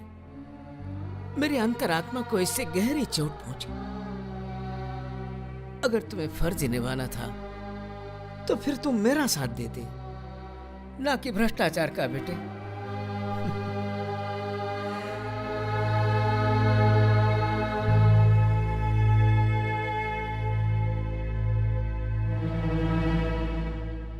क्या हुआ आपको? मास्टर जी कहाँ गए? और ये क्या है? उनको रिटायर हुए 5 साल हो गए थे और अब तक उनकी पेंशन सैंक्शन नहीं हुई थी। उस दिन मुझे मिले थे, ये सारी बातें बताई, मैंने थोड़ी मदद कर दी। हाँ। और खैर छोड़ो। कहाँ जाना है भाव? कला निकेतन चलो। कला निकेतन नहीं, पहले टॉय शॉप चलते हैं। टॉय शॉप बाद में चलेंगे, पहले कला निकेतन पहले चलो। टॉय शॉप जाना है। अरे पहले कला निकेतन चलते हैं, फिर नीचे आते समय तो टॉय फिर शॉप मैं कला चलेंगे। निकेतन मॉल में नहीं आऊंगा। इसकी वीडियो गेम की वजह से ये कहीं नहीं आएगा। तुमने वीडियो गेम क्यों लाने दी मैंने इसको? कहा था, इसने मेरी बात नहीं सुनी। ईश्वर तुम यही सिद्धू के साथ रहना। हाँ भाव।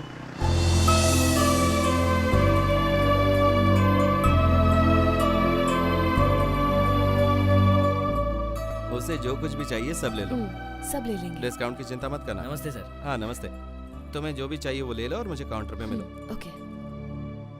प्रिंसिपल सेक्रेटरी की वाइफ ने जो ड्रेस सेलेक्ट की थी वो तैयार है? हाँ सर तैयार है, इस तरफ आइए। ठीक है सर बैठिए सर। बाबू मैडम ने ड्रेस सिलेक्ट किया था, वो जरा लेके आना। मुझे वो वाली दिखाइए। कितना हुआ? 4,07,000 सर। 4,07,000? इतने में तो कोई बड़ी गाड़ी खरीद सकता है। Sita Arora design sir. ये लोग आके कुछ भी सेलेक्ट करते हैं, आखिर पैसा इनका थोड़ी है। हेलो सर नमस्ते सर। बोलो गनी। मैं अभी कला निकेतन में हूँ सर। इधर प्रिंसिपल सेक्रेटरी की वाइफ ने ड्रेस सेलेक्ट की थी सर, मैं वही लेने आया हूँ सर। तो प्रॉब्लम क्या है? कितने का है? 4,07,000 की सर। उन्होंने सेलेक्ट किया है क्योंकि उन्हें पैसे नहीं भरने। उन्होंने आपका सस्पेंशन कैंसिल करने में मदद की थी सर। ठीक है ले लो। Okay sir. ये लीजिए सर। ईश्वर, बैग्स लेने अंदर आ जाओ। Thank you sir. Yes mummy, daddy, mummy. Ishwar इधर आ। हाँ सर। ये पैसे ले ले और ले जाकर इसे कैश काउंटर पर दे दे। ठीक है सर।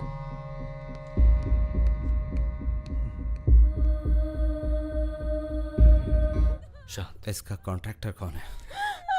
जैमन इंडिया भाऊ, इस कॉन्ट्रैक्ट के लिए हम ही ने उनकी मदद की। फाइल तो आपकी क्लियर हो गई, लेकिन कहीं ऐसा ना हो कि बिल्डिंग बनाते से ही ढह जाए।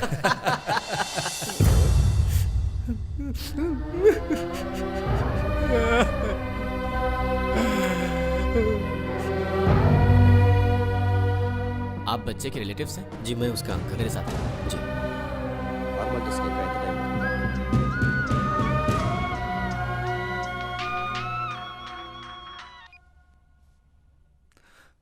हेलो। हाँ सर।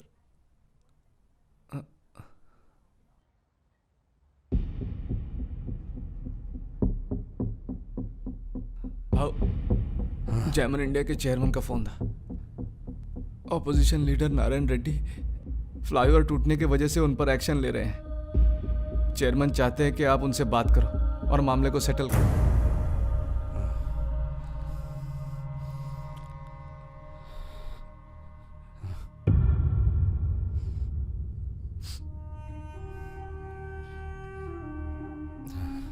फोन लगाओ।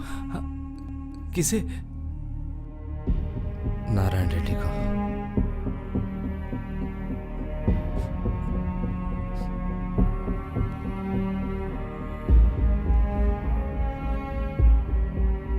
रिंग बज रहा है। हेलो, कौन बोल रहा है? हेलो। हेलो सर, गणपति जी बात करना चाहते हैं। हाँ। भाऊ, नारायण रेड्डी फोन पर है।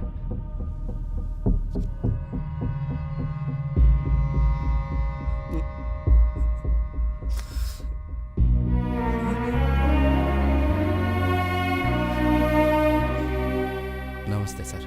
हाँ बोलो गनी। जो फ्लाईओवर का एक्सीडेंट हुआ है सर, उस केस को जाने दीजिए ना प्लीज। हम ये कैसे कर सकते हैं गनी? हमें रूलिंग पार्टी को नीचा दिखाने का इतना अच्छा मौका जो मिला है। कॉन्ट्रैक्टर 10 लाख देने को तैयार है सर। उस एक्सीडेंट में एक छोटा सा लड़का भी मर गया है ना? वो मेरा बेटा है सर। ओह सॉरी गनी, हम बात को आगे नहीं बढ़ाएंगे।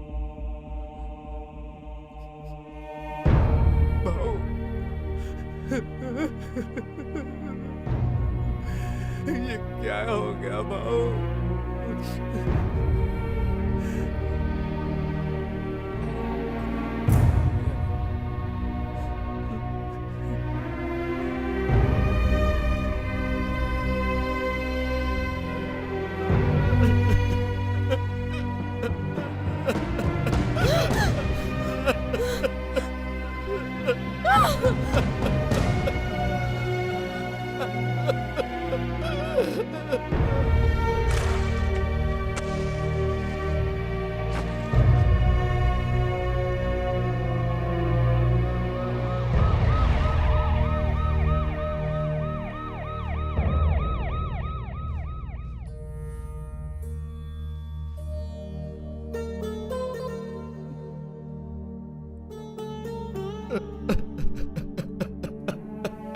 मेरा बेटा भाऊ।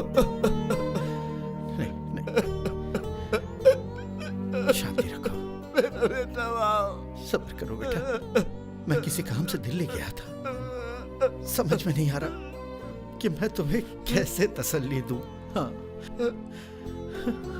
बेटी, सिर्फ वक्त के साथ ही तुम्हारा दर्द कम होगा। हम और कुछ नहीं कर सकते। बेटा प्लीज कुछ खा लो, प्लीज खा लो। जाओ जाकर कुछ लेकर आओ।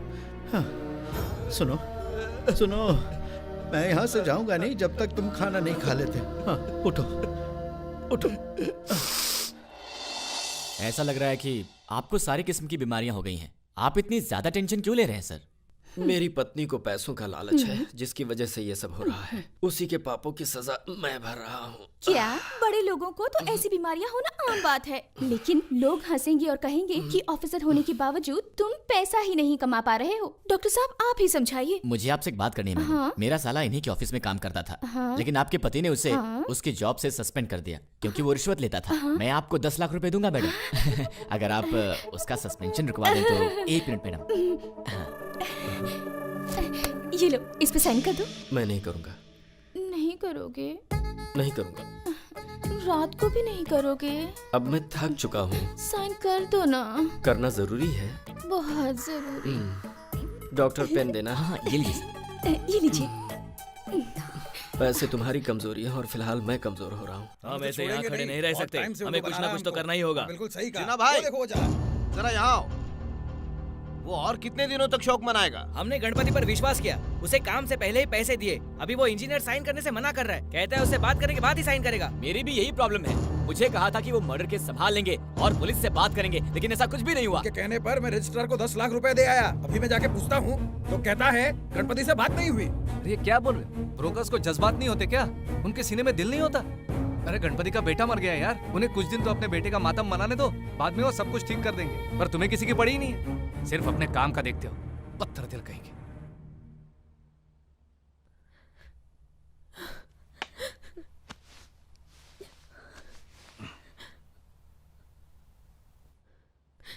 आपके लालच ने आखिरकार हमारे बेटे को ही मार दिया और अब जिंदगी भर ये पाप हमारा पीछा नहीं छोड़ेंगे। चलो खा लो, खाओ ना, खा लो।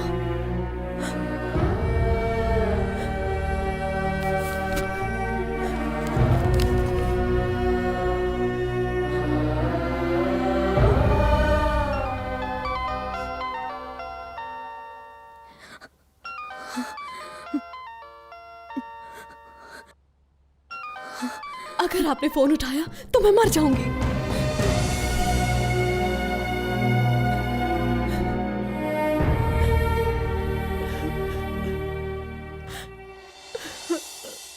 ये बताइए कि ऊपर टीवी और सेल फोन चलते आप हैं? बहुत खुशनसीब हो सर। आपके प्लॉट के लेफ्ट साइड में एक सैटेलाइट स्टेशन है और राइट साइड में एक स्पेस स्टेशन है। अभी तो आप खुश हो। दोनों स्टेशंस आपके प्लॉट से बस कुछ ही किलोमीटर दूर हैं। सच कहूँ तो मेरा अभी के अभी चांद पर जाने का मन कर रहा है। क्या मैं इस जन्म में चांद पर जा पाऊंगा? ये तो आपके नसीब पे है सर। तो फिर मैं ये जमीन क्यों खरीदूं? बेवकूफी। क्या? सर मेरे कहने का मतलब सिर्फ ये है कि ये जमीन अगर आप नहीं लेंगे तो बेवकूफी होगी। इस जमीन का फायदा आपको और आपके बच्चों के बच्चों को होगा सर। एक बात बताइए कि आप मरने के बाद अपने पैसे अपने साथ ले जाएंगे, अपने बच्चों को ही देंगे, वैसे ही ये प्रॉपर्टी भी। लॉजिक तो है। हम मरने के बाद साथ कुछ भी नहीं ले जा सकते। हाँ, सही कहा। मुझे ये पैसा कहीं इन्वेस्ट तो करना ही होगा। क्या वहाँ ऊपर भी जमीन पर गैर कानूनी कब्जे होते हैं? चांद पर अभी तक कोई माफिया मौजूद नहीं है सर। मतलब वहाँ पर मेरी जमीन सुरक्षित रहेगी। Thank you. लगता है ये बुड्ढा तो बहुत ही अमीर है, इसके पास तो बैग भर के पैसे होंगे। ये रहा आपका एडवांस। Thank you sir. अबे ये आपने चिमटी क्यों काटी सर? ताकि आपको ये डील याद रहे। अच्छा, इसने 10 लाख के लिए चिमटी काटी, पता नहीं बाकी के पैसे देते समय क्या करेगा। अरे फोन आ रहा है। हेलो, ओह क्या आपको मार्स पर जमीन खरीदनी है? देखिए वो तो हम चांद की जमीन बिकने के बाद ही बेचेंगे, लेकिन फिलहाल हमारे पास वीनस पर एक प्लॉट है। Okay okay. बेवकूफ बेवकूफ, बड़े बड़े बेवकूफ। मुझे नहीं पीनी। अरे कुछ नहीं है इसमें। अगर मैं उस कॉन्ट्रैक्टर की मदद नहीं करता तो वो फ्लाईओवर नहीं गिरता और मेरा सिद्धू मेरे साथ होता।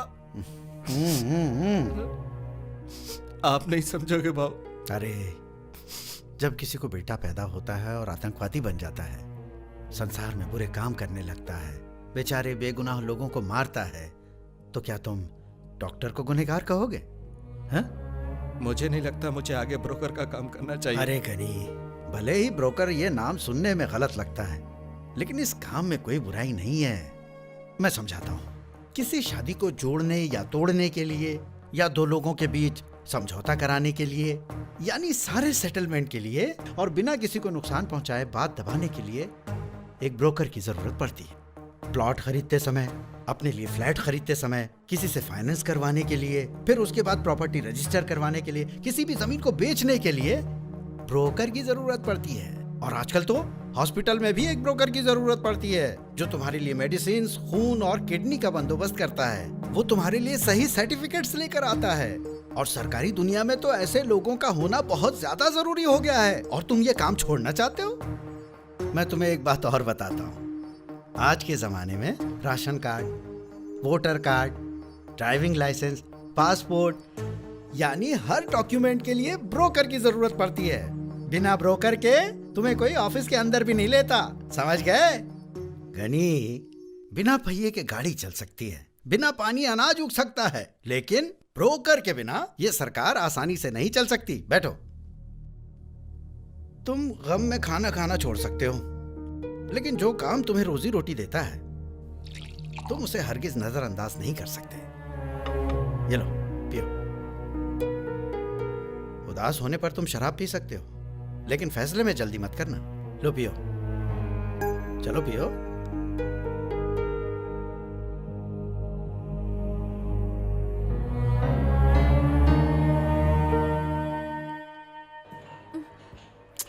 आखिर तुम इतनी टेंशन में क्यों हो? मेरे साथ हो तो टेंशन दूर रखो। हेलो, तुमसे बोल रही हूँ। क्या तुम आइसक्रीम खाओगी? मैं यहाँ आइसक्रीम खाने नहीं आई हूँ। तो फिर?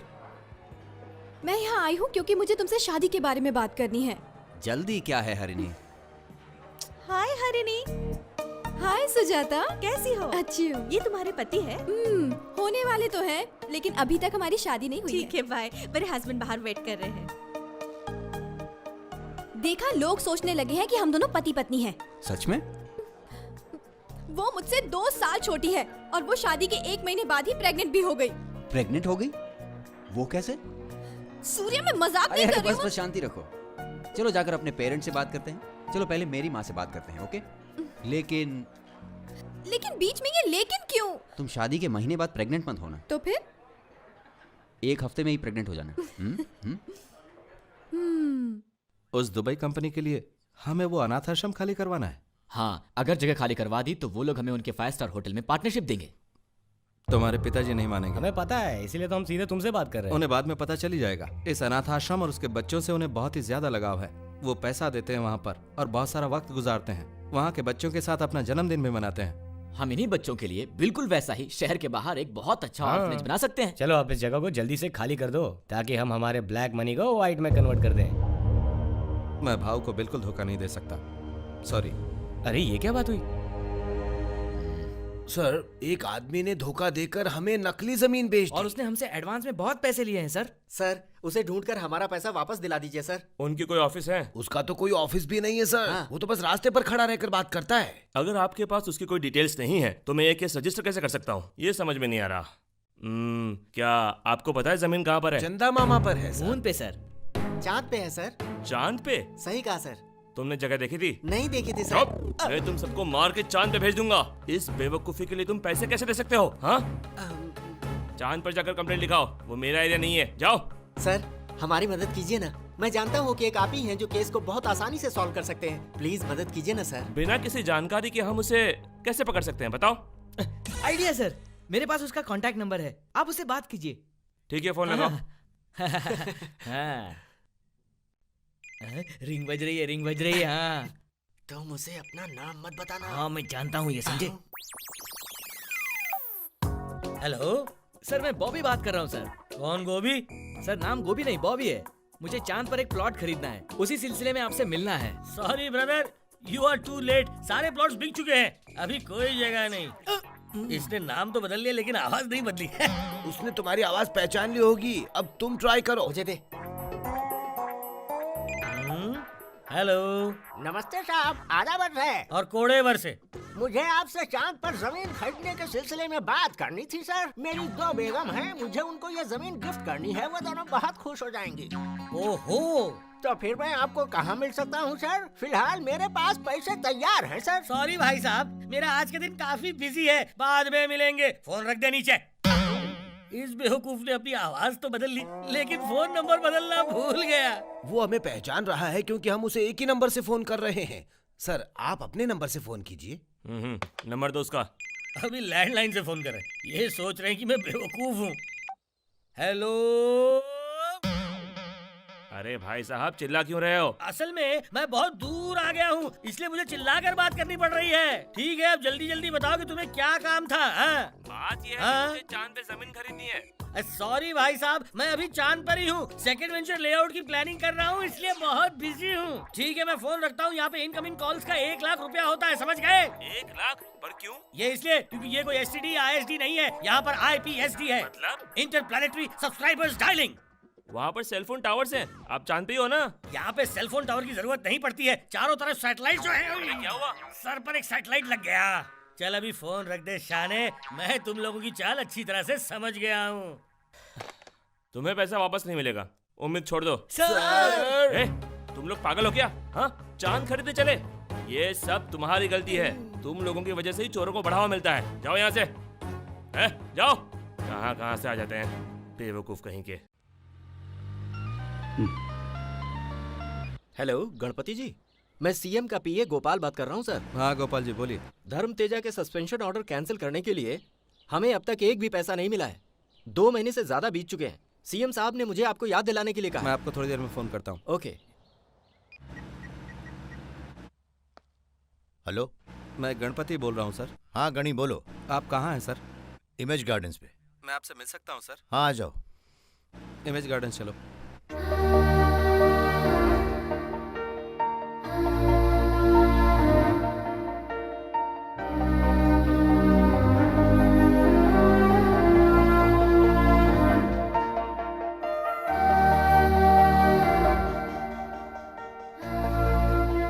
डॉक्टर, आप पैसों की बिल्कुल चिंता मत करना, इलाज अच्छा होना चाहिए। इनकी कंडीशन के बारे में मुझे हर 2 मिनट में अपडेट कर। ठीक है सर। सर आओ गणी। आप यहाँ सर? सॉरी गणी, तुम्हारे बेटे के बारे में सुनकर अफसोस हुआ। कोई बात नहीं सर। यहाँ आप क्या कर रहे हैं? तुम भी चौंक गए? बताता हूं चलो। इन दिनों मैंने एक बहुत महत्वपूर्ण बात सीखी। बस 1 ही मिनट में मौत के भय से मैं अचानक बदल गया। उस दिन जब मैं दिल्ली से हैदराबाद फ्लाइट में आ रहा था, कैप्टन ने कहा कि फ्लाइट में कुछ प्रॉब्लम है। उन्होंने कहा कि इमरजेंसी लैंडिंग करनी होगी। नतीजा यह हुआ कि फ्लाइट की स्पीड धीरे धीरे कम होती गई। प्लेन में बैठे सब लोग बहुत डर रहे थे। सब लोग जोर जोर से चिल्ला रहे थे। तभी मैंने मौत को बहुत करीब से देखा। तभी मेरी आंखों के सामने मेरी सारी की सारी जिंदगी एक फिल्म की तरह घूम गई और मुझे दिखे मेरे किए हुए वो अन्याय, पाप और भी बहुत सारी बुरी चीजें। अगर सच कहूं तो मुझे एक भी चीज अच्छी नहीं दिखी। मैं बहुत डर गया। ये डर मौत के डर से भी बहुत ज्यादा डरावना था। जब मुझे लगा कि मैं मरने वाला हूं, तभी मैंने भगवान के सामने हाथ जोड़े और कहा, बस मुझे एक चांस और दे दो, फिर देखना। तभी अचानक वो फ्लाइट ठीक होके वापस उड़ने लगी और फिर देखो, सच में मैं जिंदा बच गया। भगवान ने मेरी प्रार्थना सुन ली, मुझे और एक मौका दिया। गणी, इस बार मुझे कुछ अच्छे काम करने थे, इसीलिए तुम मुझ में ये बदलाव देख पा रहे हो। और इसीलिए मैंने काम से भी छुट्टी ले ली और सोचा कि मुझे इस समाज के लिए कुछ न कुछ तो करना ही होगा, लोगों का अच्छा करना होगा। इसीलिए मैंने ये हेल्थ कैंप सब जगह शुरू करवाए। मैं सच में बदल गया। और गनी, मुझे गलती सुधारने का मौका मिला।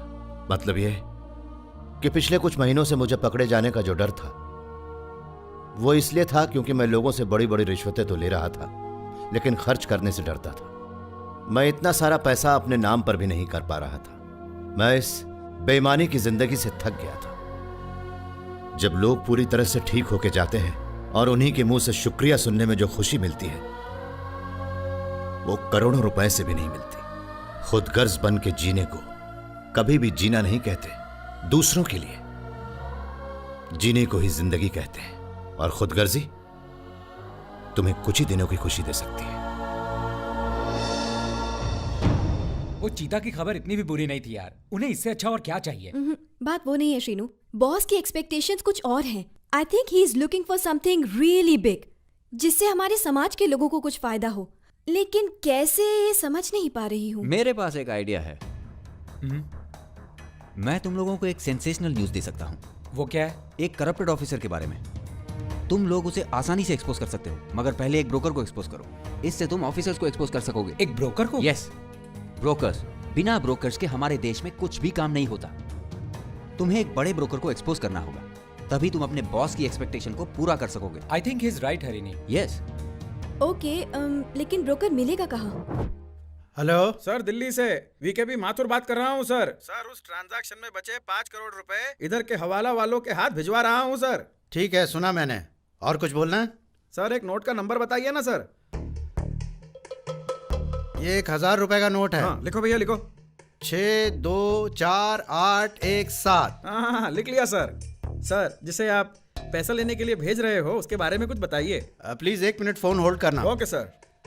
अरे गनी वो यहाँ नहीं है डैडी। अरे उसे बुलाओ, मुझे उसकी उसे जरूरत जाने है। दो डैडी, मुझे बोलो, मैं काम करता हूँ। तुम ये कैसे कर सकते हो? आप ये कैसे कह सकते हैं? मैं ये संभाल सकता हूँ। सच में ये काम संभाल लोगे? बस एक मौका दो डैडी। रामाकृष्णन, हाँ सर। मैं अपने बेटों को भेज रहा हूँ। Okay sir. क्या तुम उन्हें जानते हो? बहुत अच्छी तरह से जानता हूँ सर। ये लो, जब तुम लोग उन्हें ये नोट दिखाओगे तभी वो लोग तुम्हें पैसा देंगे। ठीक है डैडी, चलते हैं। छोड़े।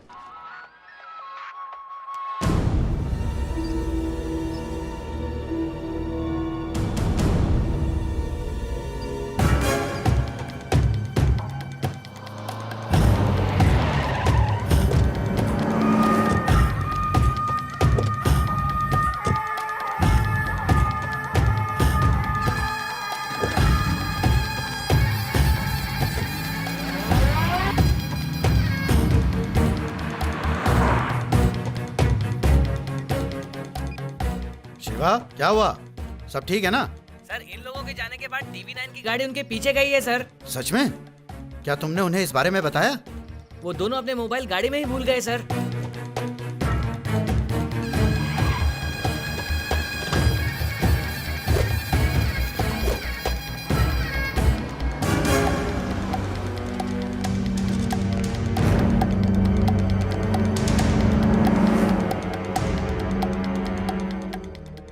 हे, कोई जल्दी गनी को बुलाओ।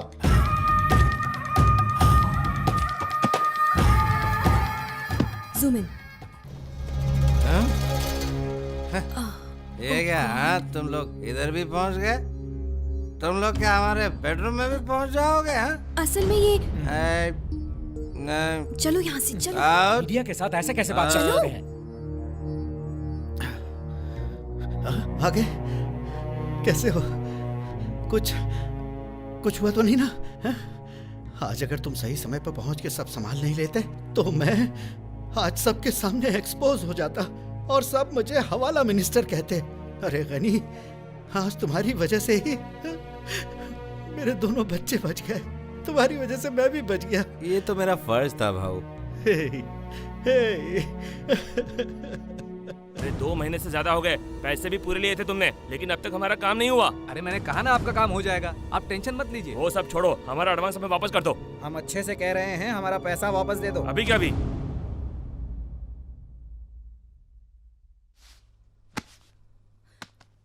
और कितने लोगों को मारोगे तुम? क्या हुआ तुम्हें? ओह, जैसे तुम्हें पता ही नहीं। क्या बोल रही हो तुम? मास्टर जी मर गए। उन्होंने खुद को फांसी लगा ली और इसकी वजह तुम हो।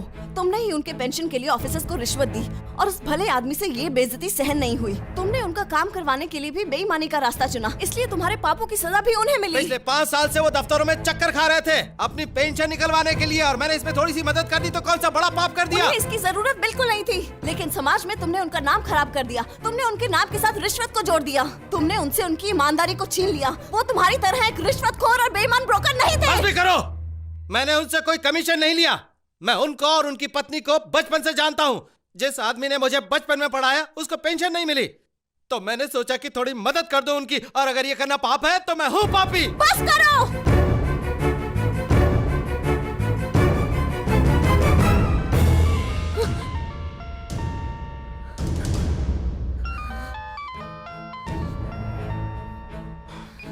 बोलो चिना, मैं अभी आता हूं।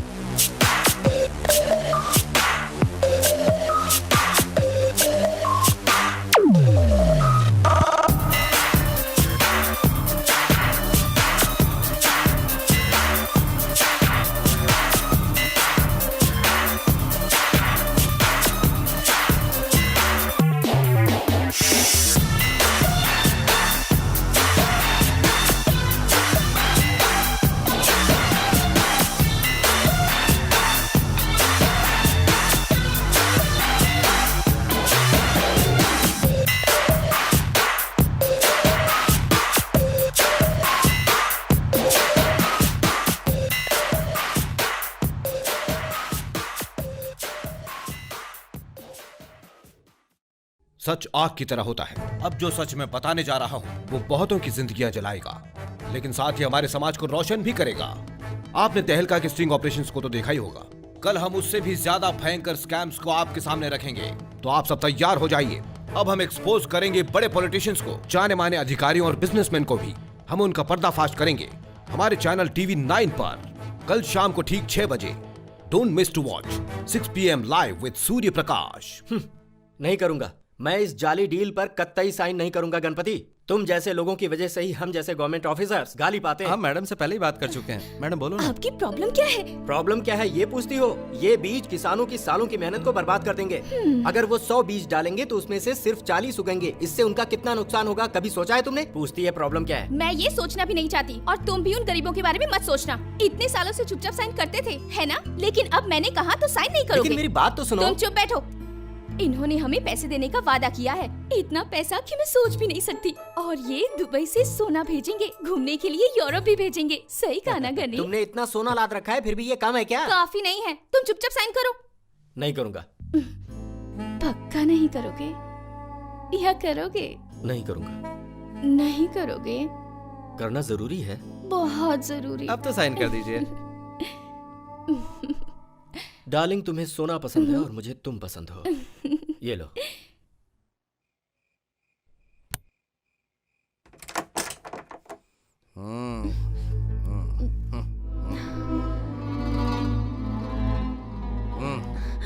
ऐसे क्या कर रही हो मुझे? हाँ, तुम सोच रही हो कि ये सब मैं कब छोड़ूंगा? मैं एक शेर की सवारी कर रहा हूं, उतर नहीं सकता, नहीं उतर सकता।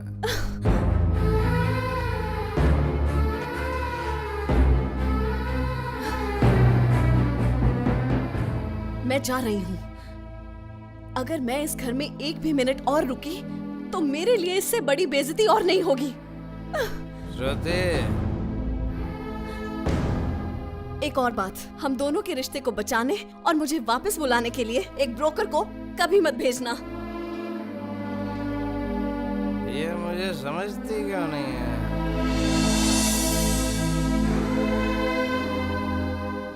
भाऊ, भाऊ, भाऊ। हाँ? हाँ?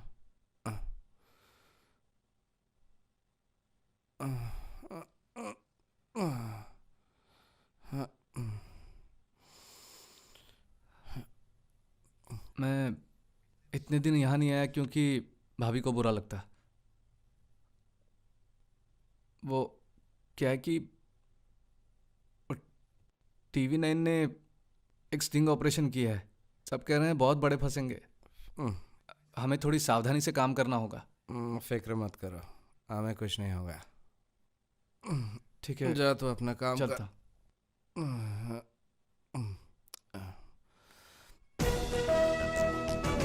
करप्शन के समंदर से लोगों को निकाल के आपके सामने रखेंगे।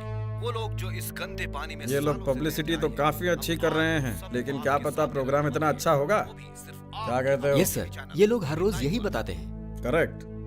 ये लोग भी ना, इनकी आदत होती है ऐसी बड़ी बातें करना, भले ही हाथ में छोटी मछली आई हो। देखने पर तो ऐसा बिल्कुल नहीं लग रहा सर, जरूर कोई बड़ी मछली फंसी है। बड़ी मछली? क्या हमारा कोई जान पहचान वाला फंसा है? मैंने ऐसे झूठे प्रोग्राम्स बहुत देखे हैं। ये कोई ऐसा वैसा न्यूज नहीं है, इसमें सीक्रेट कैमरे का इस्तेमाल किया जाता है। बड़े बड़े लोगों को पकड़ेंगे। सच में? अगर ये बात सच है तो हम दोनों कल शाम को टीवी के सामने से हटेंगे ही नहीं।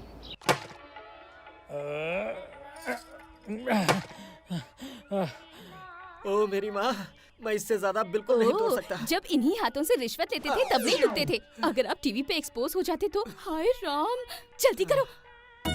गुरुजी ने कहा जब तक तुम 1000 नारियल नहीं तोड़ोगे तब तक तुम्हारे पाप नहीं धुलेंगे। 1000 नारियल? अब तक मैंने कितने तोड़े? 100 भी नहीं हुए। 100 भी नहीं हुए? मैं बहुत नहीं तोड़ सकता। ये लो, जल्दी करो।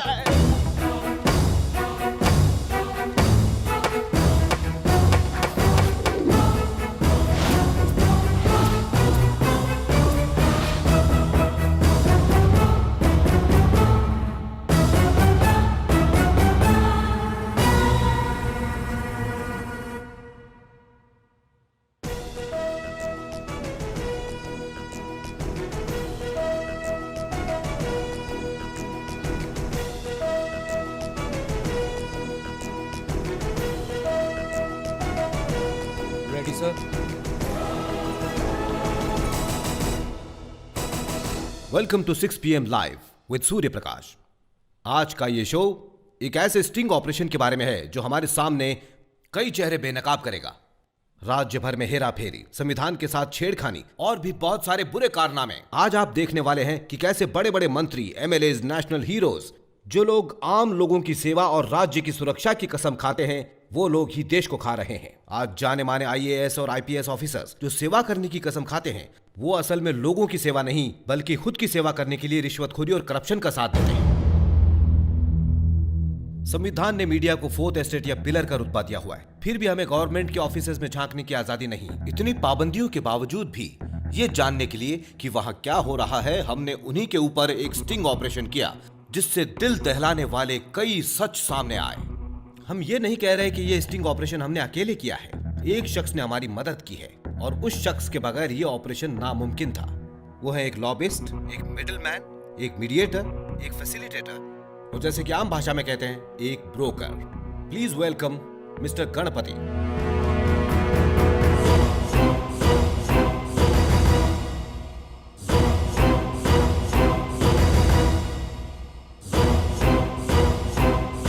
Mister Ganpati, welcome to TV9। देखा तुमने? इस आदमी के सामने तुम सोना और पैसे की बात कर रही थी। अरे ये क्या किया तूने? जहां तक हम जानते हैं आपके हाथों बहुत बड़े बड़े ट्रांजैक्शन हुए हैं। हमने मार्केट में पता लगाया, आप one of the most successful broker हो। बाकी लोगों की तरह मेरे मन में भी एक डाउट है। आप कई सालों से इस बिजनेस में हैं और अचानक से आप सबके सामने आ गए, इसका कारण क्या है? कोई कारण नहीं है। मैंने भी ये काम दूसरों की तरह पैसा कमाने के लिए किया था। मैंने सोचा था मैं जरिया बनूंगा किसी का अधूरा काम पूरा करने का। बाद में पता चला मेरे इस काम से किसी को नुकसान पहुंचता है। जब भी मैं कोई डील फाइनल करता था तो मुझे लगता था कि मैं एक बहुत अच्छा ब्रोकर हूँ, लेकिन बाद में मैंने देखा कि मेरे इस काम से दूसरों को कितनी तकलीफ पहुंचती है। अचानक इस बदलाव का कारण? एक महान पुरुष। कौन है वो? मैं यहाँ सबके सामने उनका नाम तो नहीं लेना चाहता, लेकिन चाहता हूँ कि लोग जाने उन्होंने मुझे क्या कहा था।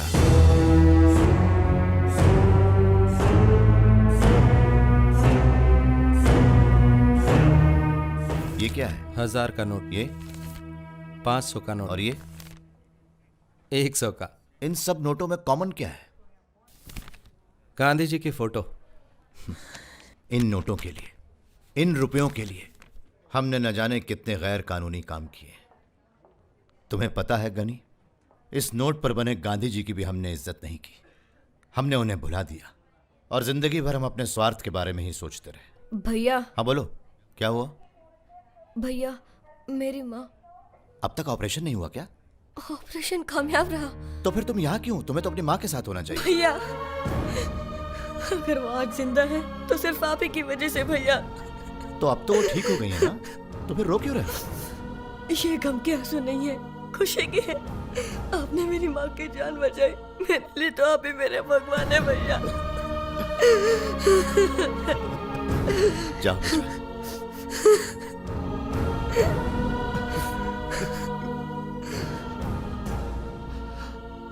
अब तक मुझे अच्छा काम करने की आदत नहीं हुई ना, इसीलिए इन सब का इतना प्यार देखकर आंखें गीली हो जाती। दुनिया में सच्चा प्यार पाना सबसे मुश्किल है, बहुत मुश्किल है। गणपति, वो भगवान हर किसी को मौका देता है बदलने का। उस दिन जब मेरी बेटी ने मुझसे कहा कि डैडी क्या दूसरों का पैसा लेना जरूरी है, उसने कहा कि काश वो इस घर में पैदा ही ना हुई होती, तब मेरे पास उसे देने के लिए सच में कोई जवाब ही नहीं था। तभी तो भगवान ने मुझे मौका दिया था सुधरने का, लेकिन मैंने उसे महसूस नहीं किया। उन्होंने उस फ्लाइट को बचाकर मुझे एक और मौका दिया और तब जाकर मेरी समझ में आया। देखो गणी, भगवान ने तुम्हें भी बदलने का मौका दिया होगा, लेकिन तुमने महसूस नहीं किया। गणी, उस मौके को महसूस करना बहुत जरूरी है, बदलना बहुत जरूरी है। सिर्फ सांस लेने को जिंदा रहना नहीं कहते, असली जीवन उसे कहते हैं जो दूसरों के लिए जिया जाए। उस मौके को पहचानना बहुत जरूरी है, बदलना बहुत जरूरी है। मेरे बेटे ने मेरे सामने दम तोड़ा, शायद भगवान ने तभी मुझे एक मौका दिया, लेकिन मैं नहीं बदला। मैंने तब भी ब्रोकरी की जब मेरे बेटे की लाश मेरे हाथ में थी।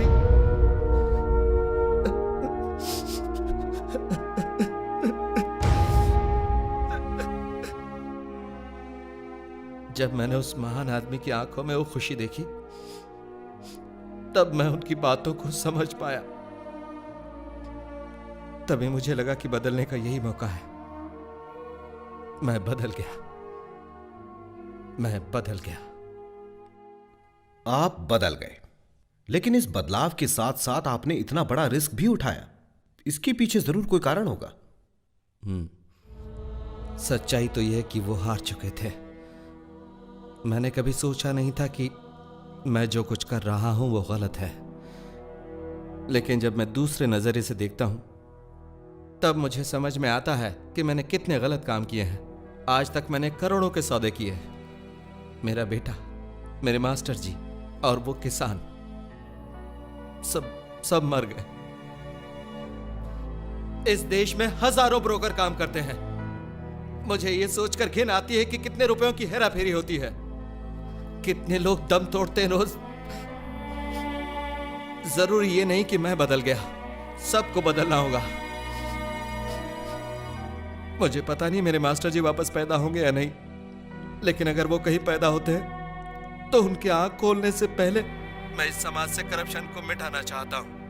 मैं उन्हें दिखाना चाहता हूं कि आप भी अच्छे लोग हैं। यहाँ ये देखने के लिए कि क्या यहाँ पर अच्छे लोग भी हैं, हमें सबसे पहले बुरे लोगों को दिखाना होगा। गणपति जी, इससे पहले कि आप उन सब लोगों का नाम लें, हम एक छोटा सा ब्रेक लेना चाहते हैं। मुझे लगता है ये बहुत मुश्किलें लेकर आएगा। पीए, इलेक्ट्रिक बोर्ड वालों को कहो कि स्टेट का पावर कट करें। Okay sir. वो भी आधे घंटे के लिए।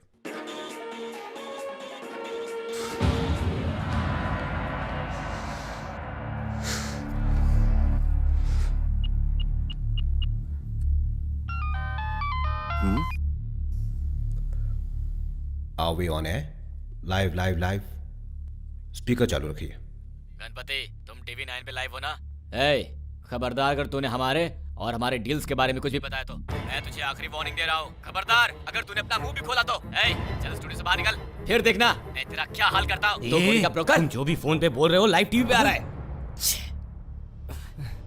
अरे तुम वापस किसे फोन कर रहे हो? मुझे पता क्या करना है।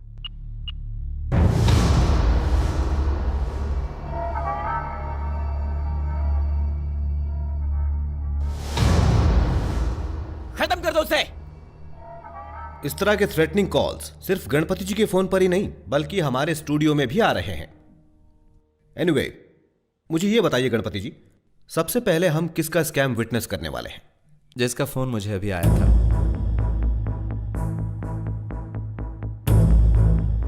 इसे प्ले कीजिए।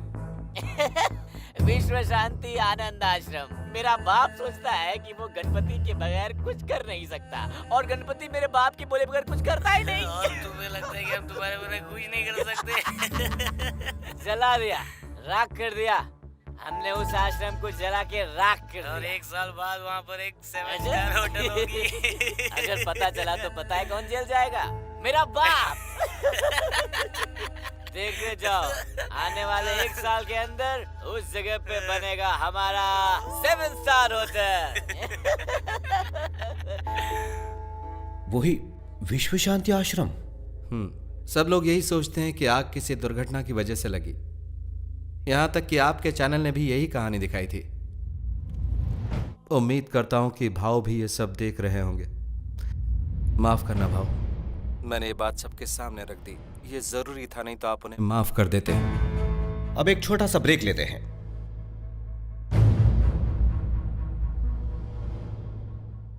तो टेंशन मत ले, मैं सब संभाल लूंगा।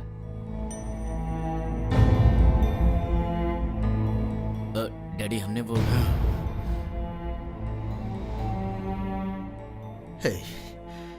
मैं चाहता था कि तुम लोग बहुत सारा पैसा कमाओ, लेकिन मैं तुम दोनों को इंसानियत सिखाना तो भूल ही गया। सिर्फ तुम दोनों के लिए मैंने बहुत सारी जिंदगियां बर्बाद की हैं। मुझे शर्म आ रही है कि तुम दोनों मेरे बेटे हो। काश तुम दोनों ने जन्म ही नहीं लिया होता। काश कि मैं बस अकेला होता। मेरे पिता के मरने के बाद मैं अनाथ हो गया था, और आज तुम दोनों ने जो हरकत की है मुझे फिर से अनाथों जैसा लग रहा है।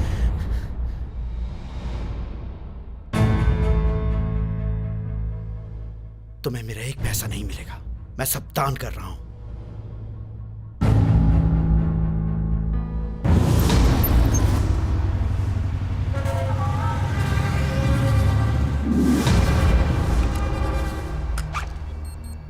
सर, हमारे ताजा समाचार के अनुसार ये इतनी सारी क्लिपिंग्स देखने के बाद पुलिस इनको गिरफ्तार करने के लिए निकल चुकी है।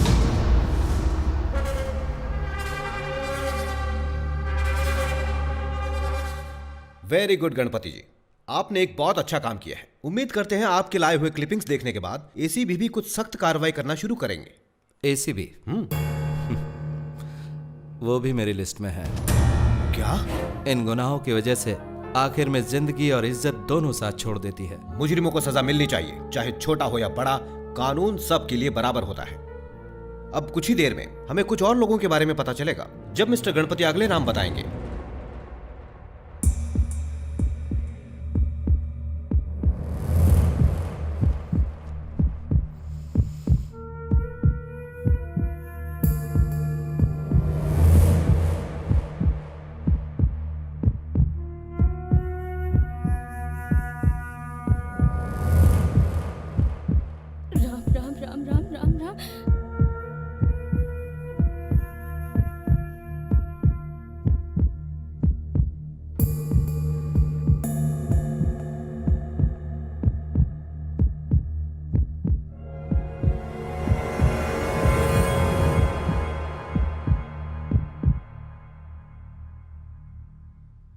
मैं और कोई भी नाम नहीं लेना चाहता।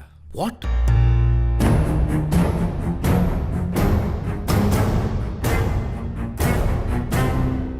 जिन लोगों ने मेरे साथ काम किया है उन्हें पता है कि मैं उनका नाम लेने वाला हूं।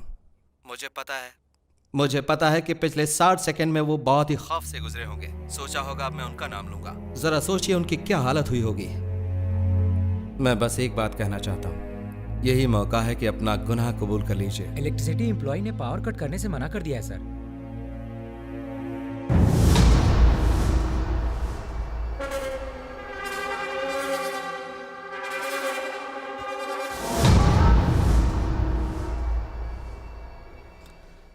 मैंने जो गलती की उसकी सजा मुझे मिल चुकी है। जो भी कोई गलत काम करता है उसे उसकी सजा भुगतनी ही पड़ती है। आज नहीं तो कल भुगतनी पड़ती है। हमारे बच्चों तक को भुगतनी पड़ती है। मैं कोई और नाम नहीं लेना चाहता, बस इतना कहना चाहता हूं कि तुम बदल सकते हो। ये तुम्हारे लिए अच्छा रहेगा और बाकियों के लिए भी। ये आप क्या कह रहे हैं? आपको बाकी के नाम बताने ही होंगे। हमें इस गंदगी को समाज से बाहर निकाल फेंकना ही होगा। गंदगी? अगर रिश्वत लेना गुनाह है तो रिश्वत देना भी गुनाह है। इसका मतलब यह हुआ कि हमारे देश का हर आदमी गुनहगार है। सही कहा ना? अगर हमने इसी तरह लोगों को चुनना शुरू कर दिया तो एक दिन समाज में इंसानियत ही नहीं बचेगी। आपके इन महान विचारों से कुछ नहीं होगा। अपने अनुभव से कह रहा हूं मैं, एक भी आदमी नहीं बदलेगा। लेकिन मुझे विश्वास है। फाइन, 1 घंटे का टाइम देता हूं मैं आपको। हमारे चैनल की सारी फोन लाइंस खुली हुई हैं। इस प्रोग्राम में सिर्फ एक शख्स ने फोन करके यह कह दिया कि वो बदल चुका है और वो इन सारे सबूतों को कबूल भी करता है, तभी मैं आपकी बात मानूंगा। और फिर मान लेते हैं कि किसी ने फोन नहीं किया तो सारे एविडेंस हमारे स्टूडियो को हैंडओवर करने होंगे और हम उन्हें टेलीकास्ट करेंगे। I will do the right thing. Okay? Fine. Open the phone lines, every one of them.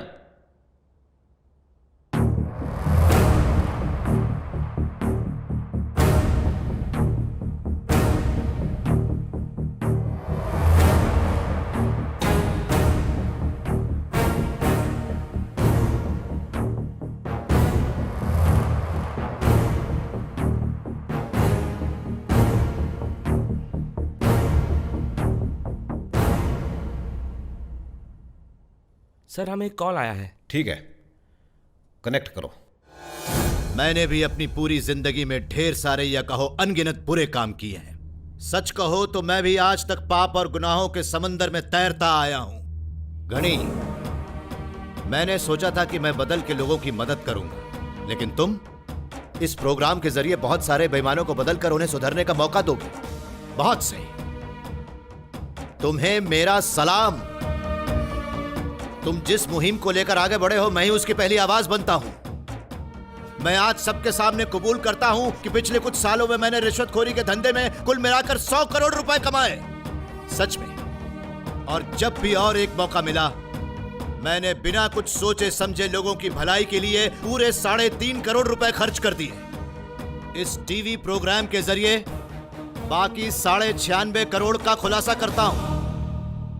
इस प्रोग्राम के द्वारा मैं अपने सारे दोस्तों को एक सलाह देना चाहूंगा।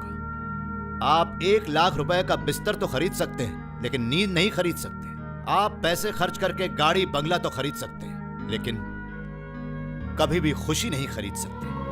आदमी खुश तभी रहता है जब मन शांत होता है। आपको मन की शांति तभी मिल सकती है जब आप अपनी सारी गलतियों को मान लें। माय डियर फ्रेंड्स, आपके पास भले ही 1000 एकड़ की जमीन हो, लाखों करोड़ों रुपए हो और चाहे लाखों टन सोना हो, कभी भी पैसों का घमंड अपने सर पे चढ़ने मत देना। ये सारी दुनिया हमारे ब्रह्मांड का छोटा सा एक हिस्सा है, तो फिर सोचो हम कितने छोटे होंगे। तुमने जरा भी घमंड किया तो कभी भी मिट सकते हो। ओ मिस्टर सूर्य प्रकाश साहब, आप शायद ये सोच रहे होंगे कि एक आदमी भी नहीं आएगा। आप बिल्कुल गलत हैं। अभी देखिएगा, तूफान की तरह लोग आ जाएंगे यहां। रिश्वत के बोझ तले दबी हुई लोगों की आत्मा आज लावे की तरह फूटेगी और बाहर निकलने के बाद वो सबको सब कुछ बता देगी कि आखिर किस तरह बुराई हार जाती है और सच की जीत होती है। ए गनी, आज तुम्हारी वजह से लोगों की आत्मा जागेगी। तुम जीतने वाले हो, तुम ही जीतोगे। हे भगवान, बच गए। आपने मारा क्यों? अब तक तेरी आंख नहीं खुली? देख उसे, उसने अपने आप को लोगों के हवाले कर दिया है। अगर तेरी आत्मा जिंदा है तो जाकर सारे पैसे ले आ जो तूने अपने होने वाले 100 बच्चों के लिए छुपा कर रखे हैं। तेरे उन पैसों से हम 1000 गरीब बच्चों की मदद कर सकते हैं।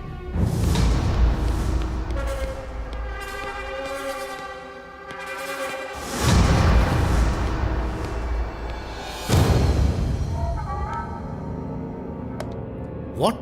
सर, बहुत सारे एरिया से कॉल आ रहे हैं। Connect immediately. सर, मुझे माफ कर दो सर, मैंने मासूम लोगों के पैसे खाए sir.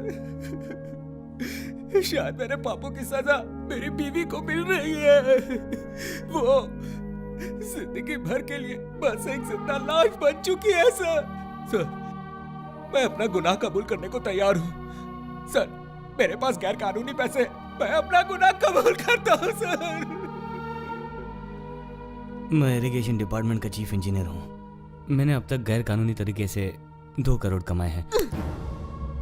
3 crore sir. Hello sir, मैं माधव सूर्ति बोल रहा हूँ अहमदाबाद से। मैं पेंशन ऑफिस में हेड क्लर्क हूँ सर। मैंने गलत रास्तों से आज तक 25 लाख कमाए हैं। पीए, अर्जेंट में एक प्रेस मीटिंग बुलाओ। हेलो टीवी 9 चैनल, मैं कोल्हापुर से कल्याणी बात कर रही हूँ। मेरे पति एक्साइज डिपार्टमेंट में काम करते हैं। उन्होंने हमारे घर में 35 लाख रुपए छुपा के रखे हैं। मुझे पता है वो ये बात कभी नहीं बताएंगे, इसलिए मैंने फोन किया। Hello TV 9। Hello TV 9। Hello, मैं अपोजिशन का लीडर नारायण सिंह बात कर रहा हूँ। Connect everything.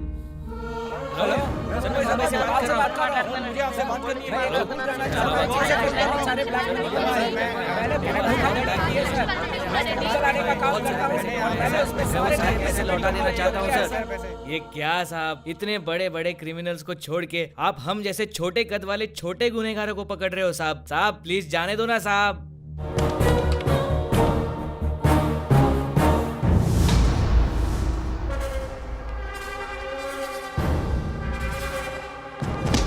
कौन है बे तो साले? पकड़ो साले को, पकड़ो साले। सर, सीएम सर लाइव है सर। सीएम सर लाइव है? मुझे पता है फिलहाल पूरा राज्य थोड़ा घबरा गया है। मैं आज यहाँ आप लोगों से जरूरी बात करने आया हूँ और ये बात मेरे बारे में है। प्रधानमंत्री जी से बात करने के बाद मैंने बहुत सालों में पहली बार एक ऐतिहासिक फैसला लिया है। कुछ लोग टीवी चैनल पे उनके इल्लीगल पैसों के बारे में बता रहे हैं। गुनाह कबूल करके लोग बहुत ही अच्छा काम कर रहे हैं और कुछ लोग और भी लोग ऐसा ही कुछ करना चाहते हैं, लेकिन वो हिम्मत नहीं जुटा पा रहे हैं। जब एक नक्सलाइट अपने आप को पुलिस के हवाले कर देता है, हम उसे रिहैबिलिटेशन में डालते हैं और उसे बदलने का एक मौका देते हैं। वैसे ही जिन्होंने आज इस चैनल के सामने अपना गुनाह कबूल किया है, उन्हें भी एक मौका मिलेगा अपने आप को माफी के काबिल बनाने का। और एक बात कहना चाहता हूं, आज मैंने पहली बार अपने देश को सच्चे मायनों में आगे बढ़ते देखा। लोग अगर ऐसे ही सच का साथ देते गए तो अपना देश सबसे आगे होगा और दुनिया में सबसे शांतिपूर्वक होगा। सारे देशवासियों की आंखें खोलने के लिए मैं तहे दिल से मिस्टर गणपति और TV9 न्यूज़ चैनल, इन दोनों का बहुत बहुत शुक्रिया अदा करता हूं। अब मैं अपने प्रॉपर्टी के बारे में अपने देशवासियों को